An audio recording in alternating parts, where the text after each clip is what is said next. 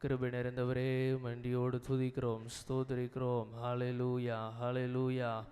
இயேசு ராஜா, மை ஸ்தோத்திரிக்கிறோம், ஸ்தோத்திரிக்கிறோம், ஸ்தோத்திரிக்கிறோம். ஹalleluya, ஹalleluya, ஹalleluya. இயேசுவே உமக்கு ஸ்தோத்திரம். ஹalleluya, ஹalleluya, ஹalleluya. ஆவியானவரே, இந்த காலை வேளையிலே எங்கள் மத்தியில் நீர் அசைவாடுவீராக, எங்களை ஒரு விசையாய் நீர் பரிசுத்தப்படுத்துவீராக என்று இந்த கால வேளையில் எல்லாரும் நம்ம கேட்போமா?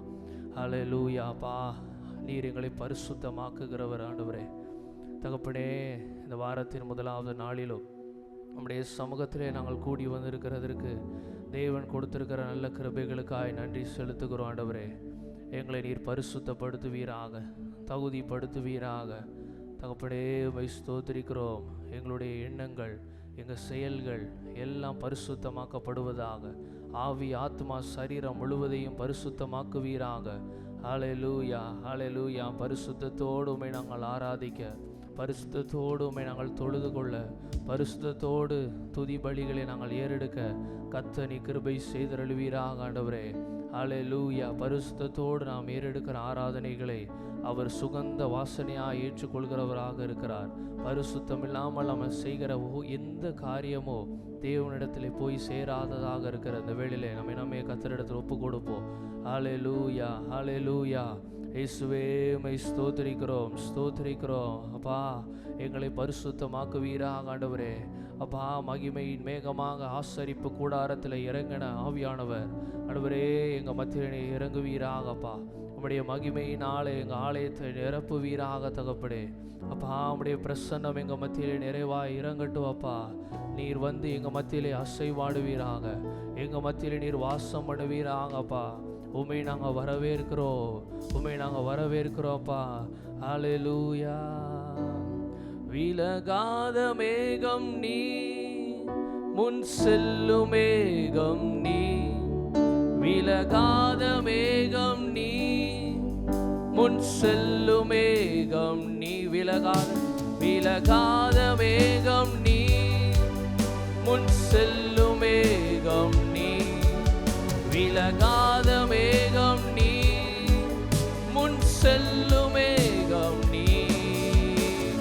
ஆவியானவரே, அன்பின் ஆவியானவரே, வல்ல ஆவியானவரே, தெளிவின் ஆவியானவரே, மகிமையின் ஆவியானவரே, அன்பின் ஆவியானவரே, வல்ல ஆவியானவரே, தெளிவின் ஆவியானவரே. ஒரு மகிமையின் மேகம் இந்த இடத்தை மூடுதே, ஒரு மகிமையின் மேகம் என் ஜனத்தை மூடுதே. ஒரு மகிமையின் மேகம், மகிமையின் மேகம் இந்த இடத்தை மூடுவதாக. அப்பா, உடைய பிரசன்னம் எங்க மத்தியிலே நிறைவா இறங்கட்டும். அப்பா, என் ஜனத்தை மூடுதே. விலகாத மேகம் நீ, முன் செல்லும் மேகம் நீ, விலகாத மேகம் நீர், முன் செல்லும் மேகம் நீ. ஆவியானவரே, ஆவியானவரே, வல்ல ஆவியானவரே, தெளிவின் ஆவியானவரே, மகிமையின் ஆவியானவரே, அன்பின் ஆவியானவரே, வல்ல ஆவியானவரே, தெளிவின் ஆவியானவரே.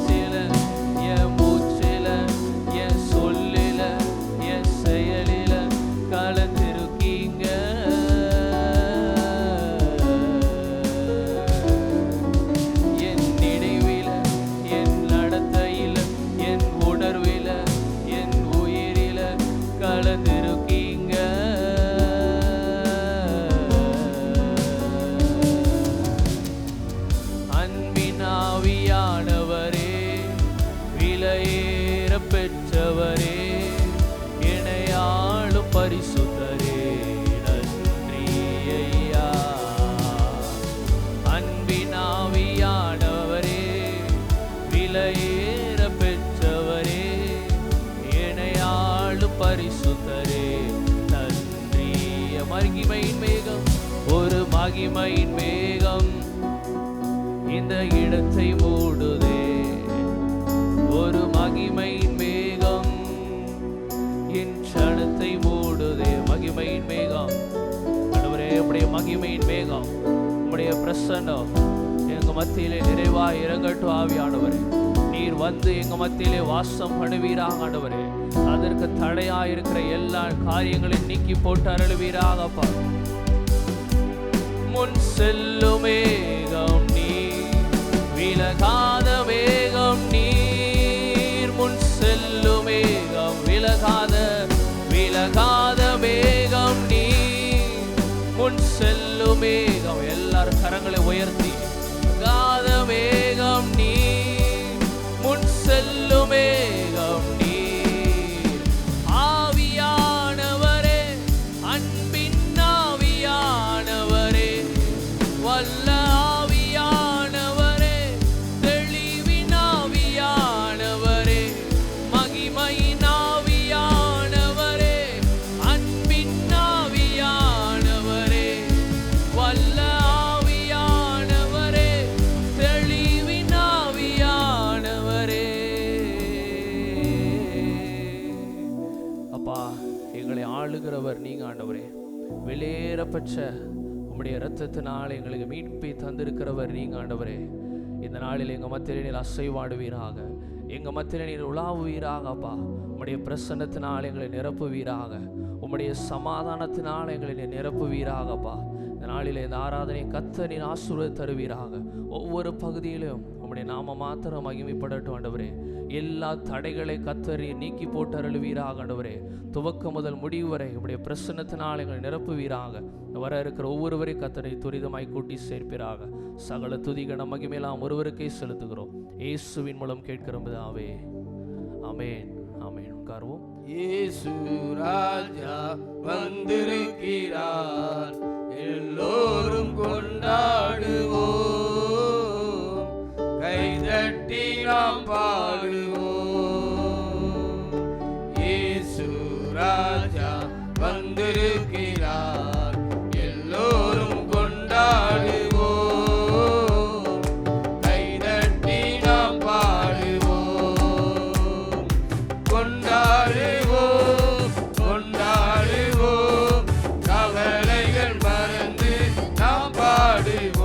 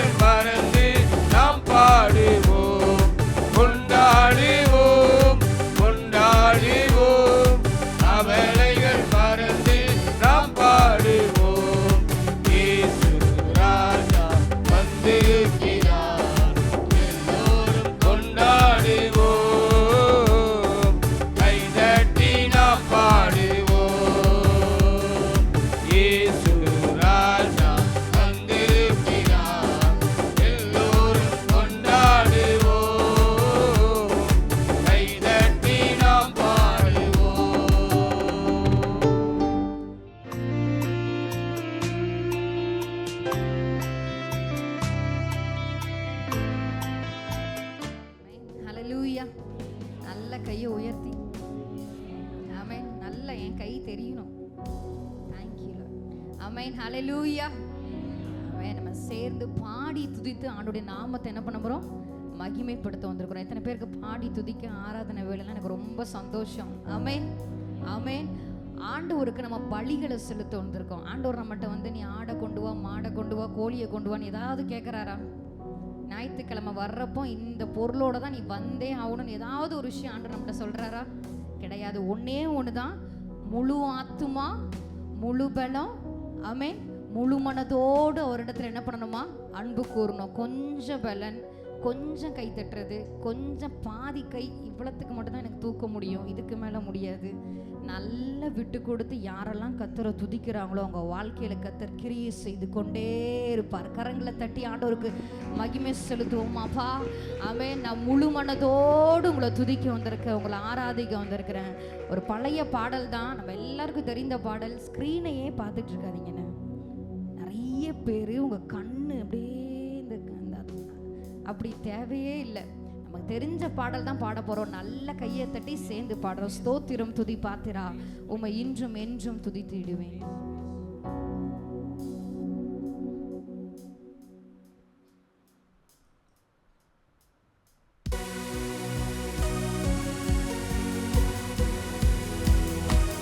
நல்ல உற்சாகமா கை தட்டி துதி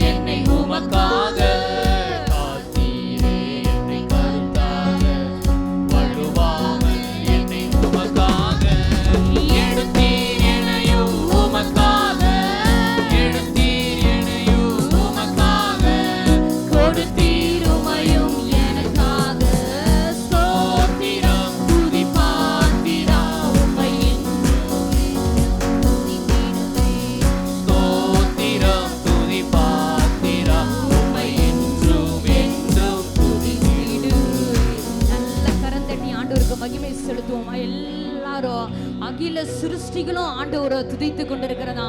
அவே நம்ம ஆண்டவரை துதிக்காம இருக்கலாமா? நல்ல ஒரு நிமிடம் ஆமென் வாய்களை திறந்து அப்பா உம்மை நாங்கள் துதித்து உயர்த்துகிறோம் அப்பா.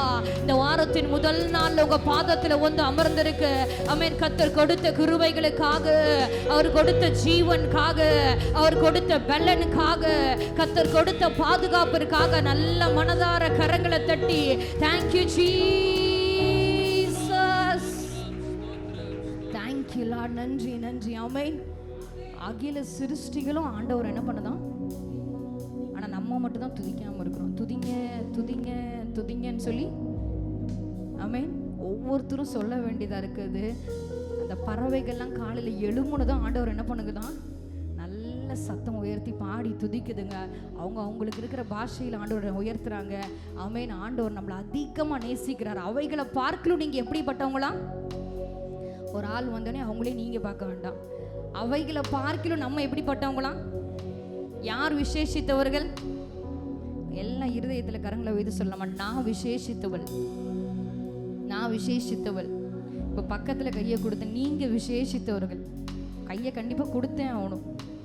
திரும்பி பின்னாடி கூட கொடுக்கலாம். ஆமென். நீங்கள் விசேஷித்தவர்கள். ஆண்டவர் அதிகமாக நேசிக்கிறார். ஆமென். எத்தனை பேர் அதை உணர்றீங்க? என்ன கர்த்தர் அதிகமாக நேசிக்கிறார், என்ன அதிகமாக நேசிக்கிறார். ஆமென். நம்மளை ஒவ்வொரு நாளும் நம்ம மேலே அதிகமாக அன்பு செலுத்துகிற தெய்வம், நம்மளை விசாரிக்கிற தெய்வம். ஒரு வேளை எனக்கு யாரும் இல்லை, என்னை என் மேலே அன்பு செலுத்த யாரும் இல்லை அப்படின்னு நினைக்கலாம். ஆனால் இயேசு அதிகமாக நம்மளை நேசித்து விசாரிக்கிற தெய்வமாக இருக்கிறார். இன்னொரு பாடலை சேர்ந்து பாடி அவனுடைய நாமத்தை மகிமைப்படுத்துவோம். விடுதலை நாயகன், அவர் வெற்றியை தருகிறார், நமக்குள்ள இருக்கிறார். என்ன ஆனந்தம்! இயேசு நமக்குள்ள இருப்பது தான் ஆனந்தம். ஆமென். சத்தம் ஆமென். அவர் எனக்குள்ள இருப்பது தான் ஒரு பெரிய பாக்கியம். சேர்ந்து ஆண்டோடைய நாமத்தை உயர்த்துவோம்.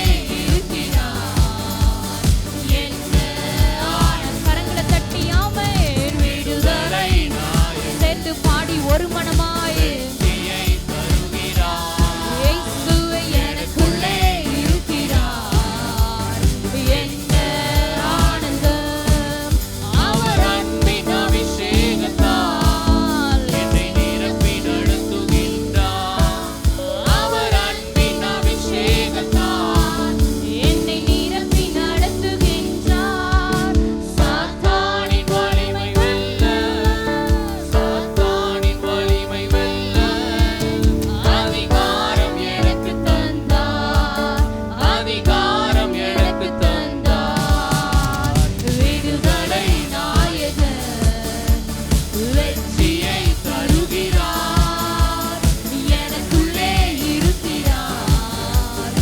என்ன ஆனந்தம், விடுதலை நாயகன் எனக்கு வெற்றியை தருவாரே.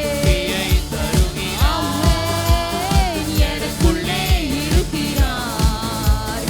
என்ன செங்கடலை கடந்து செல்வேன், யோர்தானை மிதித்து நடப்பேன். செங்கடலை கடந்து ஆமென்.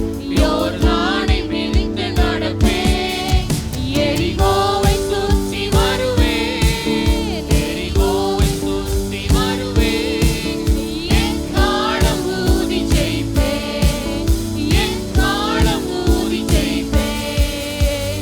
விடுதலை நாயகன் வெற்றியை தருகிறார், எனக்குள்ளே இருக்கிறார்.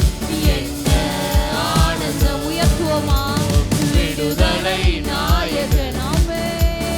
வெற்றியை தருகிறார், எனக்குள்ளே இருக்கிறார். என்ன நான் பாடி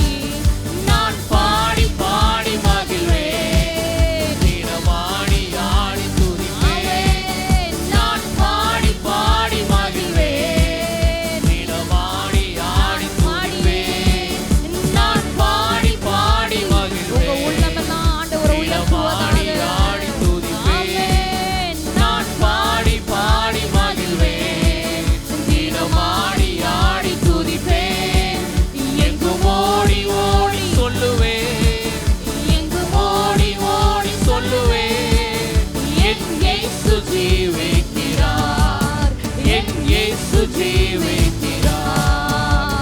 விடுதலை நாயகன். கரங்களை தட்டி அப்படியே எல்லாரும் முழங்கால் படிட்டு பாடி எனக்குள்ளே இருக்கிறார். என்ன ஆனந்தம். விடுதலையே விடுதலை நாயகன் வெற்றியை தருகிறார், எனக்குள்ளே இருக்கிறார். என்ன ஆனந்தம். விடுதலையே விடுதலை நாயகன். சேர்ந்து பாடி வெற்றியை ஆமென். தருகிறார், காலை நேரத்துல எனக்குள்ளே எங்களுக்கு விடுதலையை தருகிற தெய்வமே. நல்ல கரம் தட்டி ஆண்டவரை துதிக்க ஆரம்பிச்சிடலாமா? எல்லாரும் உங்க சத்தத்தை உயர்த்தி அப்பா. வெற்றியை தருகிறார். ஆமென். இந்த நாள்ல ஒரு விடுதலை. ஆமென். எனக்குள்ள வாசம் பண்ணுகிறவர் அவர் பெரியவர். இந்த உலகத்துல இருப்பவனை காட்டிலும் என்னோடு இருக்கிற தெய்வம் பெரியவர். எனக்குள்ள வாசம் பண்ணுகிற தெய்வமே. உயர்த்துவோமா? விடுதலை Jesus. வெற்றியை ஆமென்.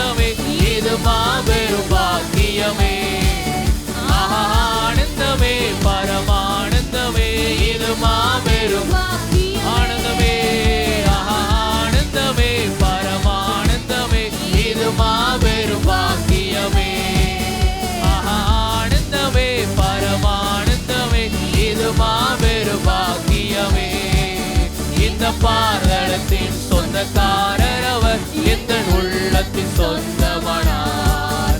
இந்த பாதளத்தின் சொந்த உள்ளத்தின் சொந்தமானார். ஆனந்தமே ஆனந்தமே பரமானந்தமே இது மாபெரும் பாக்கியமே. ஆனந்தமே நம்மை ரட்சித்த தேவனை எவ்வளவு நன்மை நம்முடைய வாழ்க்கையை செய்திருக்கிறாரே. சந்தோஷத்தோடு ஆனந்தத்தோடு மகிழ்ச்சியோடு பாடுவோமே. ஆனந்தமே பரமானந்தமே இது மாபெரும் பாக்கியமே. இந்த பாதளத்தின் சொந்தக்காரர் அவர் எந்த உள்ளத்தின் சொந்தமானார். இந்த பாதளத்தின் சொந்தக்காரர் அவர் இந்த சிறு வயதில் என்னை குறித்து விட்டார். தூரம் போயினும் கண்டு கொண்டார். இந்த சிறு வயதில் என்னை குறித்து விட்டார். தூரம் போயினும் கண்டு கொண்டார். தமது ஜீவனை எனக்கும் அளித்து ஜீவன் பெற்றுக்கொள் என்று உரைத்தார். தமது ஜீவனை எனக்கும் அளித்து ஜீவன் பெற்றுக்கொள் என்று உரைத்தார். ஆனந்தமே ஆனந்தமே பரமானந்தமே இது மாபெரும் ஆனந்தமே பரமானந்தமே இது மாபெரும் பாக்கியமே. ஆனந்தமே பரமானந்தமே இது மாபெரும் பாக்கியமே. ஆனந்தமே பரமானந்தமே இது மாபெரும் பாக்கியமே. இந்த பாதளத்தின் சொந்தக்காரர் அவர். ஓ ரமகதன ரமசந்தரமா ஆமே. இந்த பாதளத்தின் சொந்தக்காரர் அவர் சொந்தமானார். அவர் வரும் நாளிலே என்னை காரமசைத்து அன்பாய் கூப்பிட்டு சேர்த்து கொள்வார். அவர் வரும் நாளிலே என்னை காரமசைத்து அன்பாய் கூப்பிட்டு சேர்த்து கொள்வார். அவர் சமூகமதில் அங்கே அவருடனே ஆடி பாடி மகிழ்ந்திடுவே. அவர் சமூகமதில் அங்கே அவருடனே மகிழ்ந்திடுவே. ஆனந்தமே ஆனந்தமே. நல்ல கரங்களை தட்டி விடுதலையோடு பாடுவோம்.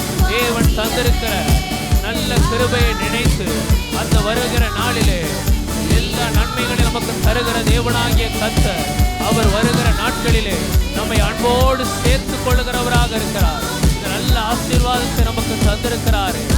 ஆனந்தமே பரமானந்தமே இது மாபெரும் பாக்கியமே.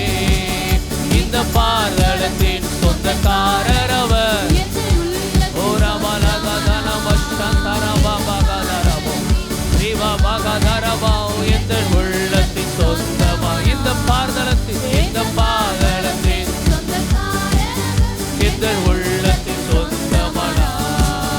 இந்த பாதளத்தின் சொந்தக்காரவரம்.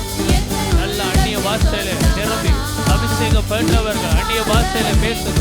ராமகதன ராமகதரா ஓ ராமலகதன பஸ்தரபகதனமா எந்த உள்ளத்தின் சொந்தமானா. இந்த பாதளத்தில் அவருடைய சொந்த பிள்ளையாக நம்ம ஏற்றிருக்கிறாரு. அந்த நல்ல தேவாதி தேவனை நல்ல விடுதலையோட கரங்களை தட்டி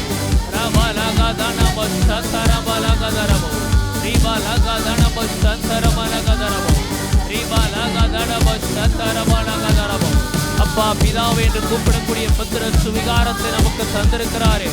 நல்ல சந்தோஷத்தோடு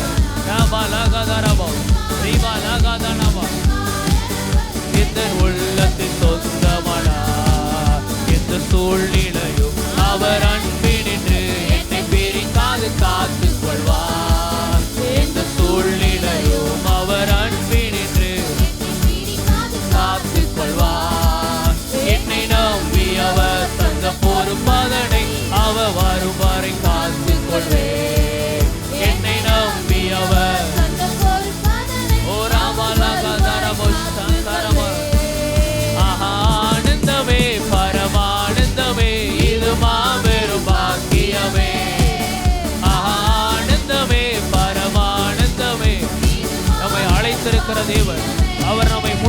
வைத்திருக்கிறார். அவர் நம்மை தெரிந்தெடுத்திருக்கிறார். அவரோட நித்தியமாய் அவரோடு கூட சேர்ந்து வாழ்கிறதற்காக இந்த வந்திருக்கிற ஒவ்வொருவரையும் அவர் தெரிந்தெடுத்திருக்கிறாரு. அது எப்பேற்பட்ட பாக்கியம், எப்பேற்பட்ட ஸ்லாக்கியம். இந்த உலகத்தில் எத்தனையோ பேருக்கு கிடைக்காத பாக்கியத்தை நமக்கு தந்திருக்கிறாரு. நல்ல சந்தோஷத்தோடு ஆனந்தமே பரமானந்தமே, இது மாபெரும் பாக்கியமே. ஆனந்தமே பரமானந்தமே, இந்த பாதளத்தின் சொந்தக்காரர் அவர்.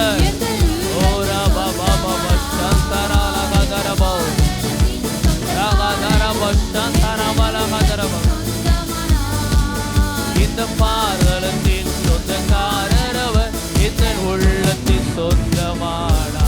நல்ல ரபகதரபோ சந்தரமனகதரபோ ரீபா லகதரபோ சந்தரமலமகதரபோ ரீபா மகதரபோ சந்தரமலமகதரபோ ரீமா நகதரபோ சந்தரமலமகதரபோ. நித்தியமாய் அவரோடு சேர்ந்து வாழுகிற நல்ல பாக்கியத்தை நமக்கு தந்திருக்கிறாரு அந்த தேவாதி தேவட. ராபா லகதரபோ சந்தரமலமகதரபோ, பாடி துதித்து மகிமைப்படுத்துவோம். ராபா லகதரபோ சந்தரமலமகதரபா ரீபா லகதரபோ சந்தரமலமகதரபா. ஹல்லேலூயா ஹல்லேலூயா ஹல்லேலூயா. அப்படியே இருக்கிற இடங்களில் எல்லாரும் எழும்பி நின்று அந்த தேவனை மகிமைப்படுத்துவோம். ஹல்லேலூயா ஹல்லேலூயா ஹல்லேலூயா. ராமா சந்தரமலமகதரபோ. நம்மை அழைத்திருக்கிற தேவன் அவர். அவருடைய ராஜ்யத்தில் நம்மை கொண்டு போய் சேர்க்கிறதற்காக அவர் நம்மை தெரிந்தெடுத்தும் இருக்கிறார். அவர் நம்மை ரட்சித்திருக்கிறார். அவருடைய கிருபையினாலே நம்மை நிலைநிறுத்தி இருக்கிறார். அந்த தேவாதி தேவனை பார்த்து சொல்லும், ஆண்டவரே நான் என்று சொல்ல எனக்கொன்றும் இல்லை, திறமென்னு சொல்ல என்னிடம் எதுவும் இல்லை. நான் என்று சொல்ல எனக்கொன்றும் இல்லை, திறமென்னு சொல்ல என்னிடம் எதுவும் இல்லை. தகுதியில்லா என்னை உயர்த்தினது உங்க கிருபை. தகுதியில்லா என்னை உயர்த்தியது உங்க கிருபை. உங்க கிருபை இல்லைனா நானும் இல்லை. உங்க கிருபை இல்லைனா நானும் இல்லை. உங்க கிருபை வேண்டுமே, உங்க கிருபை போதுமே. உங்க கிருபை இல்லாம நான் ஒன்றும் இல்லையே. உங்க கிருபை, உங்க கிருபை போதுமே.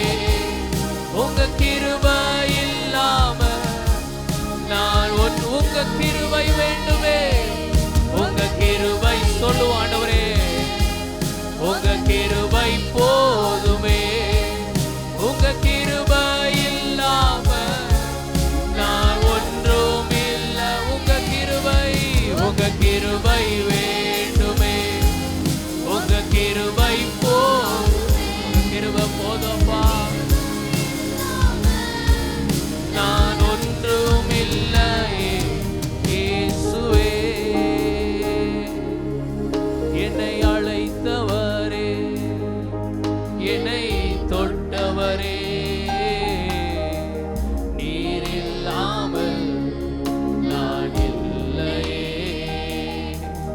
என்னை அழைத்தவரே, என்னை தொட்டவரே,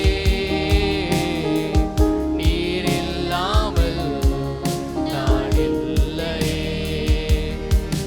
நான் வாழ்ந்ததும் உங்க கிருபை, நான் வளர்ந்ததும் உங்க கிருபை. என்னை உயர்த்தி வைத்தீரே உங்க கிருபையே. நான் வாழ்ந்தது உணர்ந்து சொல்லுவோமா, நான் வளர்ந்தது உங்க கிருபை. மறுபடியும் நான் வாழ்ந்தது, நான் வாழ்ந்தது உங்க கிருபை. ஆண்டவரே, நாங்க வளர்ந்தது உங்களுடைய கிருபை. உங்களுடைய கிருபையினால நாங்க நிலை நிற்கிறோம் அப்பா. எங்களை வைத்திருக்கிறீரே. வாழ்ந்தது நான் வாழ்ந்தது உங்க கிருபை, நான் வளர்ந்தது உங்க கிருபை, என்னை உயர்த்தி வைத்தீரே உங்க கிருபை. எல்லாரும் கரங்களை உயர்த்தி உங்க கிருபை வேண்டுமே, உங்க கிருபை போதுமே, உங்க கிருபை இல்லாமல் நான் ஒன்றும் இல்லை இயேசுவே. உங்க கிருபை வேண்டுமே, உங்க கிருபை போதுமே, உங்க கிருபை இல்லாமல் நான் ஒன்றும் இல்லை இயேசுவே. தனிமையில் அழுத போது தேற்றிட யாரும் இல்ல, தள்ளாடி நடந்த போது தாங்கிட யாரும் இல்ல. தனிமையில் அழுத போது, தனிமையில் நீங்க அழுகிற பொழுது, தேற்றுகிறதற்கு யாரும் இல்லாத பொழுதிலும் உங்களுடைய கண்ணீரை கண்டு கண்ணீரை துடைத்து அவருடைய கிருபையினாலே உங்களை நிலைநிறுத்துகிறவராக இருக்கிறாரே. தகுதியில்லா என்னை உயர்த்தியது உங்க கிருபை, உங்க கிருபை இல்லைனா நானும் இல்லை, உங்க கிருபை இல்லைனா நானும். கதறி அழுத நேரத்தில், கதறி அழுத நேரத்தில் என் கண்ணீர் துடைத்த உங்க கிருபை, கதறி அழுத நேரத்தில் உங்க கிருபை இல்லைனா நானும் இல்லை, உங்க கிருபை இல்லைனா நானும் இல்லை. உங்க கிருபை வேண்டுமே, உங்க கிருபை போதுமே, உங்க கிருபை இல்லாம நான் ஒன்றும். அவரை பார்த்து சொல்லுவோம், உங்க கிருபை வேண்டுமே, உங்க கிருபை போதுமே, உங்க கிருபை இல்லாமல் நான் ஒன்றும் இல்லை. உங்க கிருபை, உங்க கிருபை வேண்டில வந்திருக்கிற யாவரும் கேட்போம். ஆண்டவரே, உம்முடைய கிருபையினால் இந்த நாளில் எங்களை நிலைநிறுத்துவீராக, இன்னும் புதிய கிருபையினால் எங்களை நிரப்புவீராகப்பா. ஒவ்வொரு நாளும் உம்முடைய கிருபை எங்களுக்கு வேண்டும் ஆண்டவரே. அப்பா, உம்முடைய கிருபையினால் எங்களை நிரப்புங்க ஆண்டவரே. உம்முடைய கிருபை மாத்திரம் எங்க வாழ்க்கையில் இருந்தா போதும் ஆண்டவரே. அப்பா, நாங்க பாவத்திலிருந்து ஆண்டவரே விடுதலையாய் வாழ உதவி செய்ய முடியும் ஆண்டவரே. உங்க கிருபை வேண்டுமே, உங்க கிருபை போதுமே, உங்க கிருபை இல்லாமல் நான் ஒன்றும் இல்லையே இயேசுவே. இயேசுவே, இயேசுவா, இயேசுவா,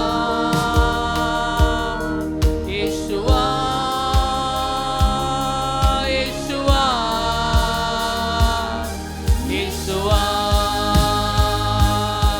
இயேசுவா, இயேசுவா, இயேசுவா, எங்கள் பிரதான ஆசாரியரே, எங்கள் பிரதான ஆசாரியரே, இயேசுவா, இயேசுவா, இயேசுவா,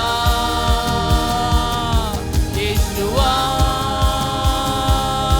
இயேசுவா, இயேசுவே, இயேசுவா,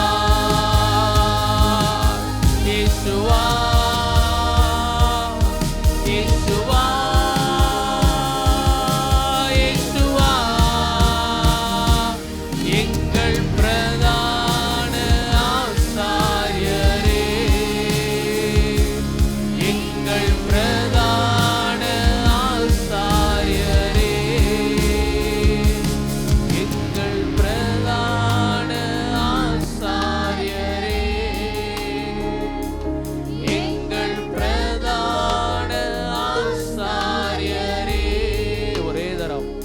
நமக்காக பலியிடப்பட்ட அந்த பிரதான ஆசாரியர் நமக்காக ஒவ்வொரு நாளும் பரிந்து பேசி கொண்டிருக்கிறவராக இருக்கிறார். அந்த மகா பிரதான ஆசாரியரிடத்தில் ஒவ்வொரு நாளும் நம்ம செல்லும் பொழுது அவர் நமக்காக, நம்முடைய குடும்பத்திற்காக, சபைக்காக அவர் ஒவ்வொரு நாளும் விண்ணப்பப்படுகிறவராக இருக்கிறார். அவர் ஒரே தரம் நமக்காக பலியிடப்பட்ட பிரதான ஆசாரியர்.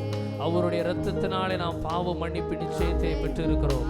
அவருடைய இரத்தத்தினாலே நாம் எல்லாவற்றையும் பெற்றிருக்கிறோம். ஐஸ்வர்யத்தை, சுகத்தை, ஆரோக்கியத்தை, சாபத்திலிருந்து ஆசீர்வாதங்களை கர்த்தர் நமக்கு தந்திருக்கிறார். அந்த நல்ல பிரதான ஆசாரியராகிய இயேசு கிறிஸ்துவுக்கு கரங்களை தட்டி நன்றி செலுத்துவோமா? ஹல்லேலூயா. நல்ல விடுதலையோடு ஆவியானவரே, இயேசு ராஜா, நீர் எங்களுக்காக யாவற்றையும் செய்து முடித்தீரே அப்பா. உம்முடைய இரத்தத்தினால் எங்களுக்கு கிருபையை இன்னும் அதிகமாய் தந்திருக்கிறீரப்பா. உம்முடைய கிருபையினால் எங்களை நிலைநிற்க செய்திருக்கிறீரே. நன்றி தகப்பனே. தகுதியில்லாத எங்களை தகுதியாக்கினது உம்முடைய கிருபை அப்பா. ஒன்றும் இல்லாமல் இருந்த எங்களை அப்பா அநேகத்திற்கு தகுதி உள்ளவர்களாய் மாற்றினது உம்முடைய கிருபை தகப்பனே. உம்முடைய கிருபை இன்னும் அதிகமாய் எங்களுக்கு தந்தருளி இருக்கிறதற்காய் நன்றி செலுத்துகிறப்பா. நல்ல கரங்களை தட்டி நன்றி செலுத்துவோம். நன்றி நன்றி நன்றி நன்றி நன்றி இயேசு ராஜா. உம்முடைய கிருபைகளுக்காய் நன்றி. உம்முடைய தயவு இரக்கங்களுக்காய் நன்றி அப்பா. நீர் எங்களுக்கு மனதுருகுகிறதற்காய் நன்றி அப்பா. மனம் இறங்கி எங்களை ரட்சித்திருக்கிறதற்காய் நன்றி அப்பா. ஆண்டவரே, உம்மை ஸ்தோத்திரிக்கிறோம். எங்களுக்காய் பரிந்து பேசிக்கிறதற்காய் நன்றி தகப்பனே. ஹல்லேலூயா. ஸ்தோத்திரம் ஸ்தோத்திரம் ஸ்தோத்திரம்.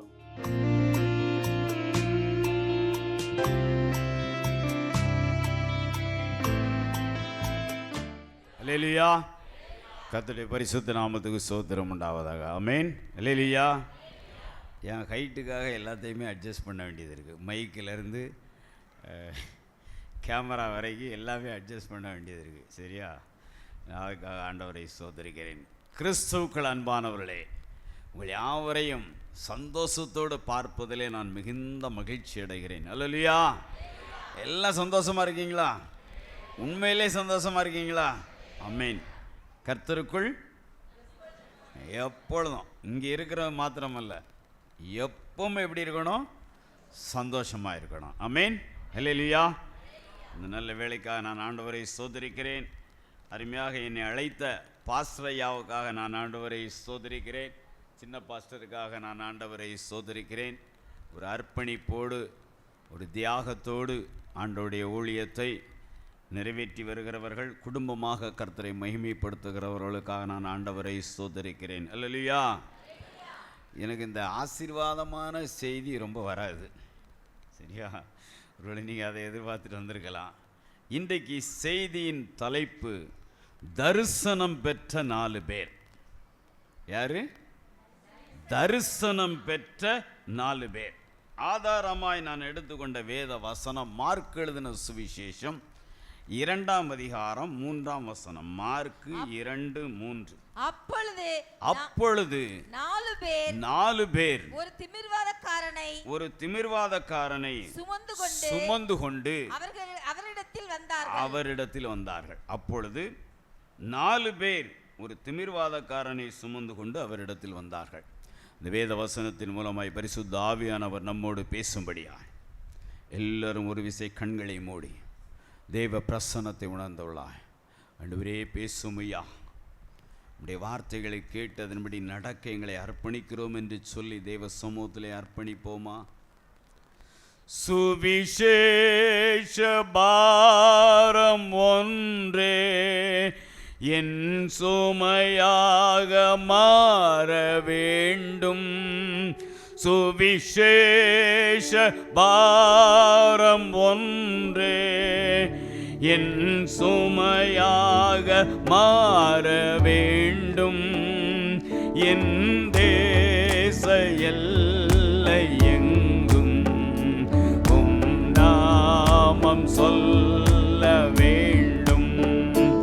என் தேச எல்லை எங்கும் உம் நாமம் சொல்ல வேண்டும்.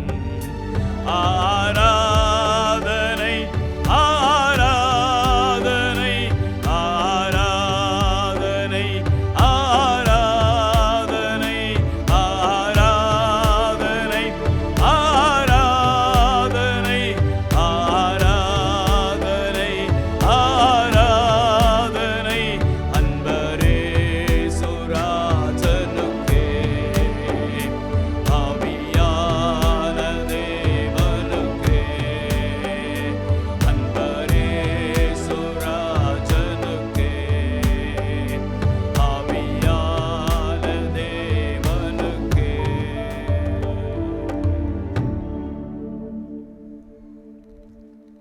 கிருபை நிறைந்த எங்கள் அன்பின் ஆண்டவரே, பரிசுத்தம் உள்ளவரே, நன்றி செலுத்துகிறோம் அப்பா. கர்த்தர் எங்களுக்கு கொடுத்த பரிசுத்த வேதாகமத்திற்காக நன்றி. எல்லா வசனங்களுக்காக உமக்கு நன்றி. உம்முடைய வார்த்தைகளை நாங்கள் தியானிக்க போகிறோம். ஆவியாயும் ஜீவனாயும் இருக்கிற வார்த்தைகளின் மூலமாய் கர்த்தர் எங்களோடு இடைபடும்படியாக நாங்கள் ஜெபிக்கிறோம். திருவசனத்தை கேட்டு அதன்படி நடக்க எங்களை அர்ப்பணிக்கிறோம். கர்த்தர் ஆசீர்வதியும். இயேசு கிறிஸ்துவின் நாமத்தில் ஜெபிக்கிறேன் நல்ல பிதாவே. அல்லேலூயா. இந்த அருமையான வேத பகுதியிலிருந்து ஏராளமான செய்தியை நாம் கேட்டிருப்போம். நிறைய செய்தியை கேட்டிருப்பீங்க. இன்றைக்கும் இந்த பகுதி வசனங்களின் மூலமாய் ஆவியானவர் நம்மோடு பேச விரும்புகிறார். உங்கள்கிட்ட கேள்வி நிறைய கேட்டுக்கிட்டே இருப்பேன். இன்னைக்கு இந்த சம்பவம் எந்த ஊரில் நடந்துச்சு? கப்பர்நகூம். சரியா?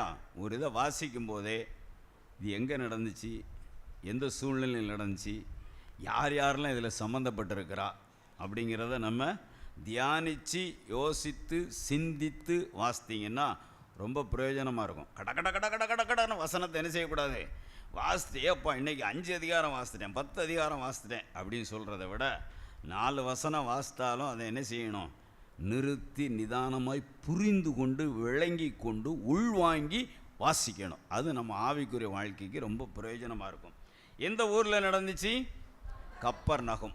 வேதத்தில் நிறைய பட்டணங்களை பற்றி, அது புதிய ஏற்பாட்டில் சிறப்பாக சில பட்டணங்களை குறித்து நிறைய காரியங்கள் சொல்லப்பட்டிருக்கு. எருசலேமை குறித்து சொல்லப்பட்டிருக்கு, பெத்லெகேமை பற்றி சொல்லப்பட்டிருக்கு, நாசரேத்தை குறித்து சொல்லப்பட்டிருக்கிறது. அதுபோல் கப்பர்நகூமை குறித்தும் சொல்லப்பட்டிருக்கு. கப்பர்நகூமை குறித்து என்ன சொல்லப்பட்டிருக்கிறது? மத்தேயு சுவிசேஷம் 11ஆம் அதிகாரம் 23ஆம் வசனத்தை வாசிங்க. மத்தேயு 11:23. வானபரியந்தம் உயர்த்தப்பட்ட கப்பர்நகூமே. எப்படி? வானபரியந்தம் உயர்த்தப்பட்ட கப்பர்நகூம். கப்பர்நகூம் எவ்வளவுக்கு உயரத்துக்கு உயர்ந்திருக்குது? அதுக்கு மேல உயரமே கிடையாது. அவ்வளவு அதிகமான உயரத்திற்கு இந்த கப்பர்நகூம் உயர்த்தப்பட்டது, மேன்மைப்படுத்தப்பட்டது, பெருமைப்படுத்தப்பட்டது. அது அதனுடைய நிலையா இருந்தது. வானபரியந்தம் உயர்த்தப்பட்ட கப்பர்நகூமே, நீ பாதாள பரியந்தம் தாழ்த்தப்பட்டாய், தாழ்த்தப்படுவாய். உன் நிலைமை வானபரியந்தம் உயர்த்தப்பட்டதா இருக்கலாம், ஆனா உனக்கு என்ன செய்ய போறேன்? பாதாள பரியந்தம். பாதாளத்துக்கு கீழே எதுவும் இருக்குதா? இல்லை. அதுதான் கடைசி. உன்னதமான நிலையிலிருந்து பாதாள பரியந்தம் தாழ்த்தப்படுவாய். என்னையா? எதுக்கு? கப்பர்நகூமுக்கு ஏன் இந்த நிலைமை? அது நல்ல உயரமான உன்னதமான நிலையில் இருக்குது இல்ல, வானபரியந்தெல்லாம் உயர்த்தப்பட்டிருக்குது. அது ஏன் பாதாள பரியந்தம் தாழ்த்தணும்? வாசிங்க. உன்னில் செய்யப்பட்ட பலத்த செய்கைகள். நல்லா கவனிங்க. கப்பர்நகூம்ல ஆண்டவர் என்ன செய்கைகளை செய்திருக்கிறார்? பலத்த செய்கைகள். அதை கம்பேர் பண்றாரு மற்ற இடங்களை விட, மற்ற பட்டணங்களை விட, மற்ற தேசங்களை விட. கப்பர்நகூமில் ஆண்டவர் எப்படிப்பட்ட செயல்களை? பலத்த செயல்கள். நிறைய அற்புதம் செய்திருக்கிறார், நிறைய பேரை விடுதலையாக்கி இருக்கிறார், நிறைய பேருக்கு நன்மை செய்திருக்கிறார். பலத்த செய்கைகள். அடிக்கடி அடிக்கடி கப்பர்நகூமுக்கு போய் கர்த்தர் பலத்த செய்கைகளை செய்திருக்கிறார். உன்னில் செய்யப்பட்ட பலத்த செய்கைகள் சோதோமிலே. ஒரு நிமிஷம். கப்பர்நகூமை பற்றி பார்த்தோம்ல, சோதோம் நமக்கு தெரியணும்ல. சோதோமை பற்றி என்ன நினைக்கிறீங்க? பாவம். இப்போ நவீனமாக சொல்கிறோம் பார்த்தீங்களா? இப்போ இளைஞர்கள் இளம் பெண்களுக்குள்ள ரொம்ப ஃபேமஸான ஒரு 4 இங்கிலீஷ் எழுத்து என்ன தெரியுமா? 4 இங்கிலீஷ் எழுத்து. எல்ஜிபிடி. எதுக்கு தெரியுமோ? உங்களுக்கு தெரியலையா? நிறைய பேருக்கு தெரிஞ்சிருக்காது. நான் இப்படி தான் கன்னியாகுமரியில் ஆசிரியர் தியான கூடுகைக்கு பேச அழைக்கப்பட்டிருந்தேன். அங்கே போயிருக்கும்போது டீச்சர்ஸ், லேடி டீச்சர்ஸ்லாம் நிறைய பேர் வந்திருந்தாங்க. ஸோ ஸ்டூடெண்ட்ஸை பற்றி அவங்களுக்கு ஒரு அவேர்னஸ் இருக்கணும்னு சொல்லி எல்ஜிபிடின்னு சொல்லி சொன்னேன். முடிஞ்ச உடனே டீச்சர்ஸ்லாம் எல்ஜிபிடியா, அது என்னதுயா, எங்கே இருக்கியா, எப்படி இருக்கும்யா அப்படின்னு என்கிட்ட வந்து கேட்டாங்க. அப்போது அந்த அளவுக்கு நிறைய பேருக்கு தெரியலை. இந்த எல்ஜிபிடிக்கு ஆரிஜினே எதுதான்? சோதம் தான். நம்ம இன்னைக்கு தான் எல்ஜிபிடி சொல்கிறாங்க, இன்னைக்கு பிரபலமாகி கொண்டு இருக்கிறது. ஆனால் அன்னைக்கு சோதம் தான் இந்த எல்ஜிபிடிக்கு ஆரிஜின். அங்கே தான் அதனுடைய பிறப்பிடமே அதுதான். அவ்வளவு எப்படிப்பட்ட நகரம், மோசமான தேவ தூதர்களை கூட என்ன செய்ய மாட்டான், விட மாட்டான்.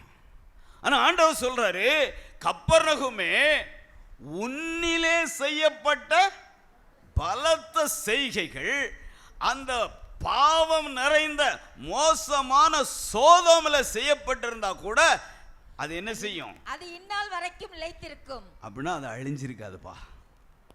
அவ்வளோ செய்கைகள் நான் செய்யலை, உன்கிட்ட ஒன்னில் அன்பு கூர்ந்து பலத்த செய்கைகளை உன்கிட்ட செய்திருக்கிறேன். அந்த பட்டணத்தில் அந்த இடத்துல செய்திருந்தா கூட அவங்க காக்கப்பட்டிருப்பாங்க. நியாய தீர்ப்பு நாளிலே, நியாய தீர்ப்பு நாளிலே உனக்கு நேரிடுவதை பார்க்கிலும் சோதோம் நாட்டிற்கு நேரிடுவது லகுவா இருக்கும் என்று உங்களுக்கு சொல்லுகிறேன். சோதோம் நாட்டுக்காரன் கேட்பான், ஏசப்பா கப்பர்நகூமில் செஞ்சதை எங்க நாட்டிலையும் செய்திருந்தீங்கன்னா அவ்வளவு செய்யலையே ஏசப்பா எங்களுக்கு. அதனால சொல்றாரு, அவனுக்கு லகுவாய் இருக்கும். கப்பர்நகூமே வானவரியந்தம் உயர்த்தப்பட்டிருக்கிறாய். நல்ல கவனிங்க, நம்முடைய ஆவிக்குரிய வாழ்க்கையில் இன்னைக்கு நீங்க நல்லா இருக்கலாம், ரொம்ப ஆசீர்வாதமா இருக்கலாம், நல்ல ப்ரேயர்ஃபுல்லா இருக்கலாம், நல்ல ஸ்பிரிச்சுவலா இருக்கலாம், ஆழமான ஆவிக்குரிய அனுபவங்களோடு இருக்கலாம். Keep it up. பிசாசு உங்களை தான் டார்கெட் வைப்பான். பிசாசுக்கு யார் டார்கெட்டு? சும்மா வந்து பிரசங்க வேளையில் தூங்கிக்கிட்டு அப்படியே கடமைக்காக வேதம் வாசித்து அப்படி போகிறவங்கள பற்றி அவன் என்ன செய்ய மாட்டான், நம்ம ஆளியா, இவங்கள நம்ம ஆள் அப்படின்றவான். என்னைக்கு ஆவிக்குரிய வாழ்க்கையில் வளர்ந்து பெறுகிறீங்களோ உங்களை தான் டார்கெட் பண்ணுவான். கவனமாக இருங்க. அப்போ அதனுடைய நிலைமை உன்னதமான நிலையாக இருந்துச்சு.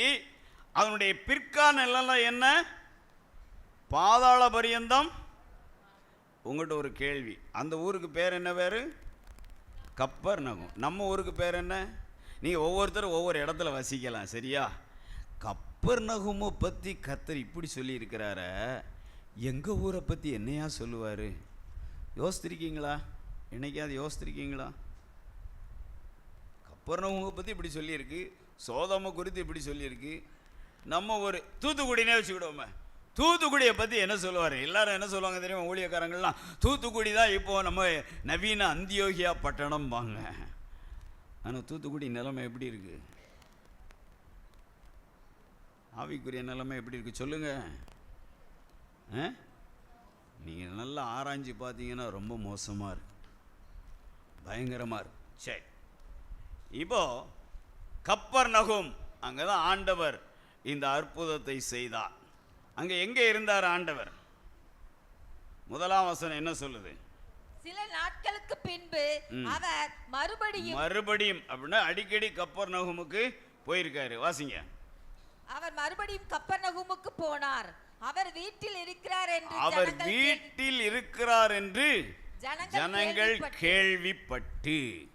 சிலர் சொல்லுவாங்க கப்பர்நகூம் தான் அவர் சொந்த வீடு அங்கே தான் இருந்துச்சு, அங்கே தான் அவர் இருந்தார், அதனால தான் அடிக்கடி அங்கே போவார்னு சொல்லி சில வேத சாஸ்திரிகள் சொல்கிறாங்க. அதுக்கு ரொம்ப அதிகமான வேத ஆதாரம் இருக்க மாதிரி தெரியல. எனிகோ ஒரு வீட்டில் இருக்கிறார் ஏசப்பா. வீட்டில் இருக்கிறார் என்று கேள்விப்பட்டு என்ன நடக்குது? அடுத்த வசனம், உடனே வாசலுக்கு முன்னும் நிற்க இடம் போதாதபடிக்கு அநேகர் கூடி வந்தார்கள். ஏன் அந்த வீட்டில் மட்டும் அவ்வளவு கூட்டம்? இயேசு இருக்கிறார். லேலியா, அந்த வீட்டில் யார் இருக்கா? உங்க வீட்டில் யார் இருக்கா? உண்மையில தானா? இப்போ சண்டை கிண்டை அடி பிட்டி எல்லாம் வருது, கோபம் எரிச்சல் எல்லாமே வருது.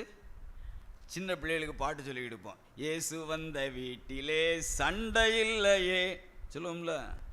இயேசு இருக்கிறார். நம்ம வீட்டின் தலைவராக யார் இருக்கணும்? வீட்டின் தலைவர் யார்? நிறைய வீட்டில் பெண்கள் தான் வீட்டின் தலைவர். பேருக்கு வேணால் நம்ம சொல்லிக்கலாம், நான் தான் இல்ல தலைவர்னு சொல்லி. ஆனால் நிறைய வீட்டை ஆளுகை செய்கிறது யார்?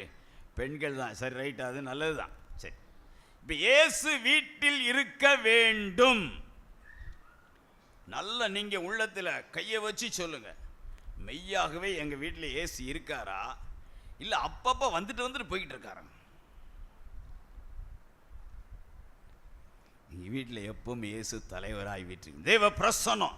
ஆண்டவர் சொல்லுவார், இது நான் விரும்பி தங்குகிற இடம், இதை நான் விரும்பினபடியால் இங்கே. ஆமேன். சரியா? வீட்டில் ஏசப்பாவுக்கு முதல் இடம் கொடுங்க. அவரை அங்கே இருக்க வச்சிருங்க, வெளியே விரட்டிடாங்க. நீங்கள் லேசாக சண்டை போட்டு எரிச்சல் போட்டு ஏதாவது பேசிட்டீங்கன்னா ஏசப்பா என்ன செய்வாங்க? சொல்லாம கொள்ளாம அப்படித்தானா? சரி, தேவ பிரசன்னம் நம்ம வீட்டில் இருந்தால் என்ன நடக்கும் தெரியுமா? இயேசு வீட்டில் இருக்கிறார். அந்த வீட்டில் போக்குவரத்துக்கு கூட அந்த இடத்துல இடம் இல்லை. இப்போ பாருங்க, அரசியல் தலைவர் வந்து ரோட்டில் என்ன செய்ய முடியல. நம்ம வாலிபர்களும் போய் நின்றுட்டு அங்கே போட்டுக்கிட்டு இருக்காங்க. யா, இது சினிமா நடிகனுக்கு பின்னால் போவதற்கோ அரசியல் தலைவர்கள் பின்னால் போகிறதற்கான காலம் அல்ல. இது கர்த்தரை உயர்த்தி பிடிக்க வேண்டிய காலம். ஆமேன். அதனால தான் ஐயா யூத்தை பற்றி சொல்லும்போது எனக்கு ரொம்ப பாரத்தோடு தான் இருந்தேன். வர யூத் மீட்டிங்கெலாம் யூத்து வர்றது என்ன செய்யுது? குறைஞ்சி போச்சு, ரொம்ப குறைஞ்சி போச்சு. நிறைய பேர் படிக்க போகிற இடத்துலலாம் எப்படி இல்லாமல் மாறி ஆண்டவரே இல்லை, கடவுளே இல்லைன்னு சொல்கிற அளவுக்கு போயிடுச்சு. பரிதாபமாக போச்சு. இயேசு இருந்தார்னா அந்த வீடு சந்தோஷமா இருக்கும், சமாதானமா இருக்கும். அது மாத்திரமல்ல, உங்களை தேடி யாராவது வந்துக்கிட்டே இருப்பாங்க. எதுக்கு சொல்லுங்க? இங்கே ஏசப்பா இருக்காரு, இவங்ககிட்ட போய் ஜெபம் பண்ணிட்டு வந்தால் எனக்கு சந்தோஷமா இருக்கும், நான் நினைச்ச காரியம் நடக்கும். இவங்க வீட்டுக்குள்ளே போனாலே ஒரு ப்ரெசன்ஸ் இருக்குதியா, ஒரு சமாதானமாக இருக்கு. சில வீட்டுகளை பார்த்துருக்கீங்களா? நானும் போயிருக்கேன். சில வீட்டில் போகும்போது உள்ளே நுழைஞ்ச உடனே 2 சேர் இருக்கும். ஒரு சேரில் பூரா அழுக்கு துணியாக கிடக்கும், ஒரு சேரில் பூரா துவைச்ச துணியாக இருக்கும், கீழே 4-5 துணி விழுந்து கிடக்கும். நம்ம போனவுடனே ஐயா ஐயா கொஞ்சம் இருங்கன்ட்டு எல்லாத்தையும் என்ன செய்வாங்க? ஒதுக்கிக்கிட்டு இருப்பாங்க. இயேசு இருந்தாருன்னா நம்ம வீடு, என் வீட்டுக்காரி சொல்லுவா, இப்போ வீட்டில் எல்லாம் நீட்டாக சுத்தமாக இருக்கணும். ஏன் தெரியுமா? இது மனிதன் தங்குகிற இடம் மாத்திரம் இல்லை, இது என் தேவன் விரும்பி தங்குகிற இடம். ஆமேன். அல்லேலூயா. ஐயா, உங்க வீட்டில் இயேசு இருந்தார்னா உங்களை தேடி, எக்கா என்ன ஐயா எனக்கு ஒரு பிரச்சனை இருக்கு, கொஞ்சம் ஜெபம் பண்ணுறீங்களா கேட்டு வந்திருக்காங்களா? உங்களை தேடி வந்திருக்காங்களா? கண்டிப்பாக உங்கள் வீட்டில் ரட்சிப்பின் கம்பீர சத்தம் முழங்கிச்சுன்னா ஆண்டவர் அநேக ஆத்துமாக்களை என்ன செய்வார்? கூட்டிகிட்டு வந்தவர். எப்படி? நிற்க இடம் போதாது, திரள் கூட்டம். இன்னொன்று, எதுக்காக திரள் கூட்டம் வந்திருக்கு? இயேசு அந்த வீட்டில் இருக்கிறாரு, கப்பர்நகமுக்கு அடிக்கடி வராரு, பலத்த சைகைகளை செய்கிறாரு. அந்த ஊர் முழுசும் அங்கே தான் நிற்கின்னு அர்த்தம். எதுக்கு வந்திருக்காங்க? எனக்கு ஒரு அற்புதம் நடந்துராதா, எனக்கு சுகம் கிடைச்சிராதா, என் வாழ்க்கையில் பிரச்சனை மாறிடாதா? இப்போ இயேசு வந்திருக்கிறார். இந்த சான்ஸை நான் என்ன செய்யக்கூடாது? மிஸ் பண்ணிடக்கூடாது. இந்த வாய்ப்பை நான் பயன்படுத்தி கொள்ள வேண்டும். ஏசப்பா சீக்கிரம் போயிடக்கூடாது. அதுக்குள்ள நான் முந்தின்னு சொல்லி எல்லாரும் அடுத்தவனுக்கு கூட அதில் ஒரு காரியம் இருக்கு. எல்லாரும் சுகம் பெறணும், அற்புதம் பெறணும், நன்மையை பெற்றுக்கொள்ளணும் விரும்பி போய் நிற்கிறாங்க, நல்லது. ஆனால் எல்லாரும் எப்படிப்பட்டவங்க தெரியுமா? எல்லாரும் செல்ஃபிஷ். எல்லாரும் எனக்கு எனக்கு எனக்கு நடக்கணும், எனக்கு நடந்துடணும், எனக்கு கிடைக்கணும். எல்லாரும் அப்படி இன்னைக்கு அந்த சிந்தையில் உள்ளவங்க தான் நிறைய பேர் இருக்கிறாங்க. இங்கே திரள் கூட்டம், யாரும் போக முடியலை. ஆண்டவர் முதல்ல அவங்களுக்கு என்ன சரி, எல்லாரும் எதை எதிர்பார்த்து வந்திருக்கிறாங்க? அற்புதத்தை எதிர்பார்த்து வந்திருக்காங்க. ஆண்டவர் என்ன செய்தார்? ஏ வாப்பா ஆபிரகாம், இயேசு உன்னை தொடுகிறார், உன்னை சுகம் கொடுக்கிறார். ராமலட்சுமி, கர்த்தருடைய கரம் உன்னை தொடுகிறது அப்படி சொன்னாரா? என்ன சொன்னார்? வசனத்தை போதித்தார். உங்களுக்கு ஒரு கேள்வி, இன்னைக்கு யாரெல்லாம், நான் அடிக்கடி கேட்பேன், இதே திரும்ப திரும்ப கேட்காரேன்னு நினைக்காதீங்க, இன்னைக்கு யாரெல்லாம் பைபிள் வாசிட்டு வந்தீங்க? எனக்கு காலையில் 6:30 புதுக்கோட்டையில் ஆராதனை. அப்போ நான் எத்தனை மணிக்கு எந்திரிச்சிருக்குன்னு பாருங்கள். எந்திரிச்சிட்டு நேரம் இல்லை, நேரம் ஆகிட்டு, அதனால் என்ன செய்தேன்னா நின்றுக்கிட்டே பைபிளை வாசித்துட்டு அதுக்கப்புறம் தான் வந்தேன். அப்படி வந்தாலும் கூட பிசாசு இன்னைக்கு போக முடியாத அளவுக்கு போராடுறோம். வீட்டை விட்டு ஒரு 10 மீட்டர் தான் வந்திருப்பேன். நல்லா ஓடிக்கிட்டு இருந்த பைக்கில் அப்படியே டம்முன்னு விழுந்து கால் பைக்கில் மாகிட்டிக்கிட்டு காலையும் எடுக்க முடியலை, அப்படியே நடு ரோட்டில் கிடங்க. பிசாசு சொல்கிறான், என்ன 2 சர்ச்சிலேயே பிரசங்கம் பண்ண போகிற நீ, உன் காலை உடைக்க பாரு. சத்தம் கேட்குது எனக்கு. இது அப்பாலே போ சாத்தானே, நான் வசனத்தை சொல்ல போகிறேன், நான் வசனத்தை சொல்ல போகிறேன். வசனம் ரொம்ப முக்கியங்க. கர்த்தருடைய வசனம் ரொம்ப முக்கியம். அதை வாசிக்காமல் நீங்கள் ஒரு நாளை தொடங்குனீங்கன்னா அந்த நாள் உங்களுக்கு வீண், வேஸ்ட். உங்கள் ஆவிக்குரிய வாழ்க்கையில் பிசாசு ஜெயித்துக்கிட்டே இருப்பான். இது எதுக்கு வச்சுருக்கோம்? பைபிள் ஞாயிற்றுக்கிழமை சர்ச்சுக்கு தூக்கிட்டு வர, திரும்ப கொண்டு போய் அதே செல்ஃபில் வச்சுட்டு அடுத்த ஞாயிற்றுக்கிழமை அது இப்போ எல்லா இடத்துலையுமே நல்ல டிஸ்பிளே வச்சுட்டாங்க. அதனால் என்ன தேவையில்லை, ஆமாம் பைபிள் தேவையில்லை. அதுவும் போக நம்ம மொபைலில் தான் எல்லாம் இருக்கு ஐயா, எல்லாம் இருக்குது மொபைலில், எல்லாம் இருக்குது. பைபிள் வாசிக்க மொபைலை யூஸ் பண்ணாதீங்க, வேதத்தை எடுத்து வாசிங்க. ஆண்டவர் வசனத்தை போதித்தார்.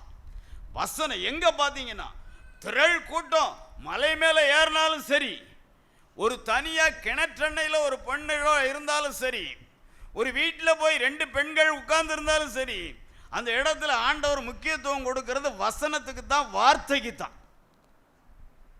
ஆண்டவர் யாரை நோக்கி பார்ப்பாராம் தெரியுமா? அழகா அந்த அம்மா சொல்லிட்டாங்க, வசனத்துக்கு நாங்கள் இன்னைக்கே நடுங்கி இருக்கோம். வசனத்துக்கு என்ன செய்யணும்? நடுங்கணியா. வசனம் ஆவியாயும் ஜீவனாய் இருக்கிறது. அது இந்த உலகத்திற்குரியது மாத்திரமல்ல, அந்த வார்த்தைகள் என்னை நித்தியத்துக்கு நடத்தி செல்லும். ஆமென், அல்லேலூயா. அவ்வளோ வல்லமை உள்ளது. அதனால தான் ஆண்டவர் நின்று வசனத்தை அவங்களுக்கு போதித்தார். சரியா?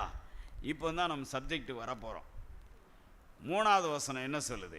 அப்பொழுது 4 பேர் ஒரு திமிர்வாதக்காரனை சுமந்து கொண்டு அவரிடத்தில் வந்தார்கள். இந்த சம்பவத்தில் ஏசப்பா ஒன்று, அதுதான் முக்கியமான. அடுத்தது திரள் கூட்டம், அடுத்தது 4 பேர், அடுத்தது திமிர்வாதக்காரன். இன்னைக்கு நீங்கள் இந்த 3 கூட்டத்தில் யாருங்கிறத இன்னைக்கு நீங்கள் டிசைட் பண்ண போகிறீங்க. இந்த 3 கூட்டத்தில் யாருங்கிறத டிசைட் பண்ண போகிறீங்க. கப்பர்நகூமில் நிறைய பேர் இருக்கிறாங்க. சரியா? அங்கே யாரும் இருக்கா? திமிர்வாதக்காரனும் இருக்கிறான். மற்றவங்களுக்கு தெரிஞ்சிருக்குமா தெரிஞ்சிருக்காதா? சொல்லுங்க, தெரிஞ்சிருக்குமா தெரிஞ்சிருக்காதா? நம்ம ஊரில் ஒரு திமிர்வாதக்காரன் இருக்கான் ஐயா, ரொம்ப வருஷமாக படுத்த படுக்கையாக இருக்கான். அவன் எந்திரிச்சு நடக்க முடியாது, அவனுக்கு யாருடைய உதவியாவது தேவை அப்படின்னு மற்றவங்களுக்கு தெரிஞ்சிருக்குமா தெரிஞ்சிருக்காதா? தெரிஞ்சிருக்கும். உங்கள்கிட்ட ஒரு கேள்வி, நீங்கள் வசிக்கிற பகுதியினுடைய காரியங்களை நீங்கள் தெரிஞ்சு வச்சிருக்கீங்களா? எங்கள் தெருவில் சுகவீனம் உள்ளவங்க, கவலையோடு இருக்கிறவங்க, வேதனையோடு இருக்கிறவங்க, விடுதலைக்காக காத்திருக்கிறவங்க எத்தனை பேர் இருக்காங்க? அவங்களுக்கு நான் என்ன செய்ய முடியும் தெரிஞ்சு வச்சுருக்கீங்களா?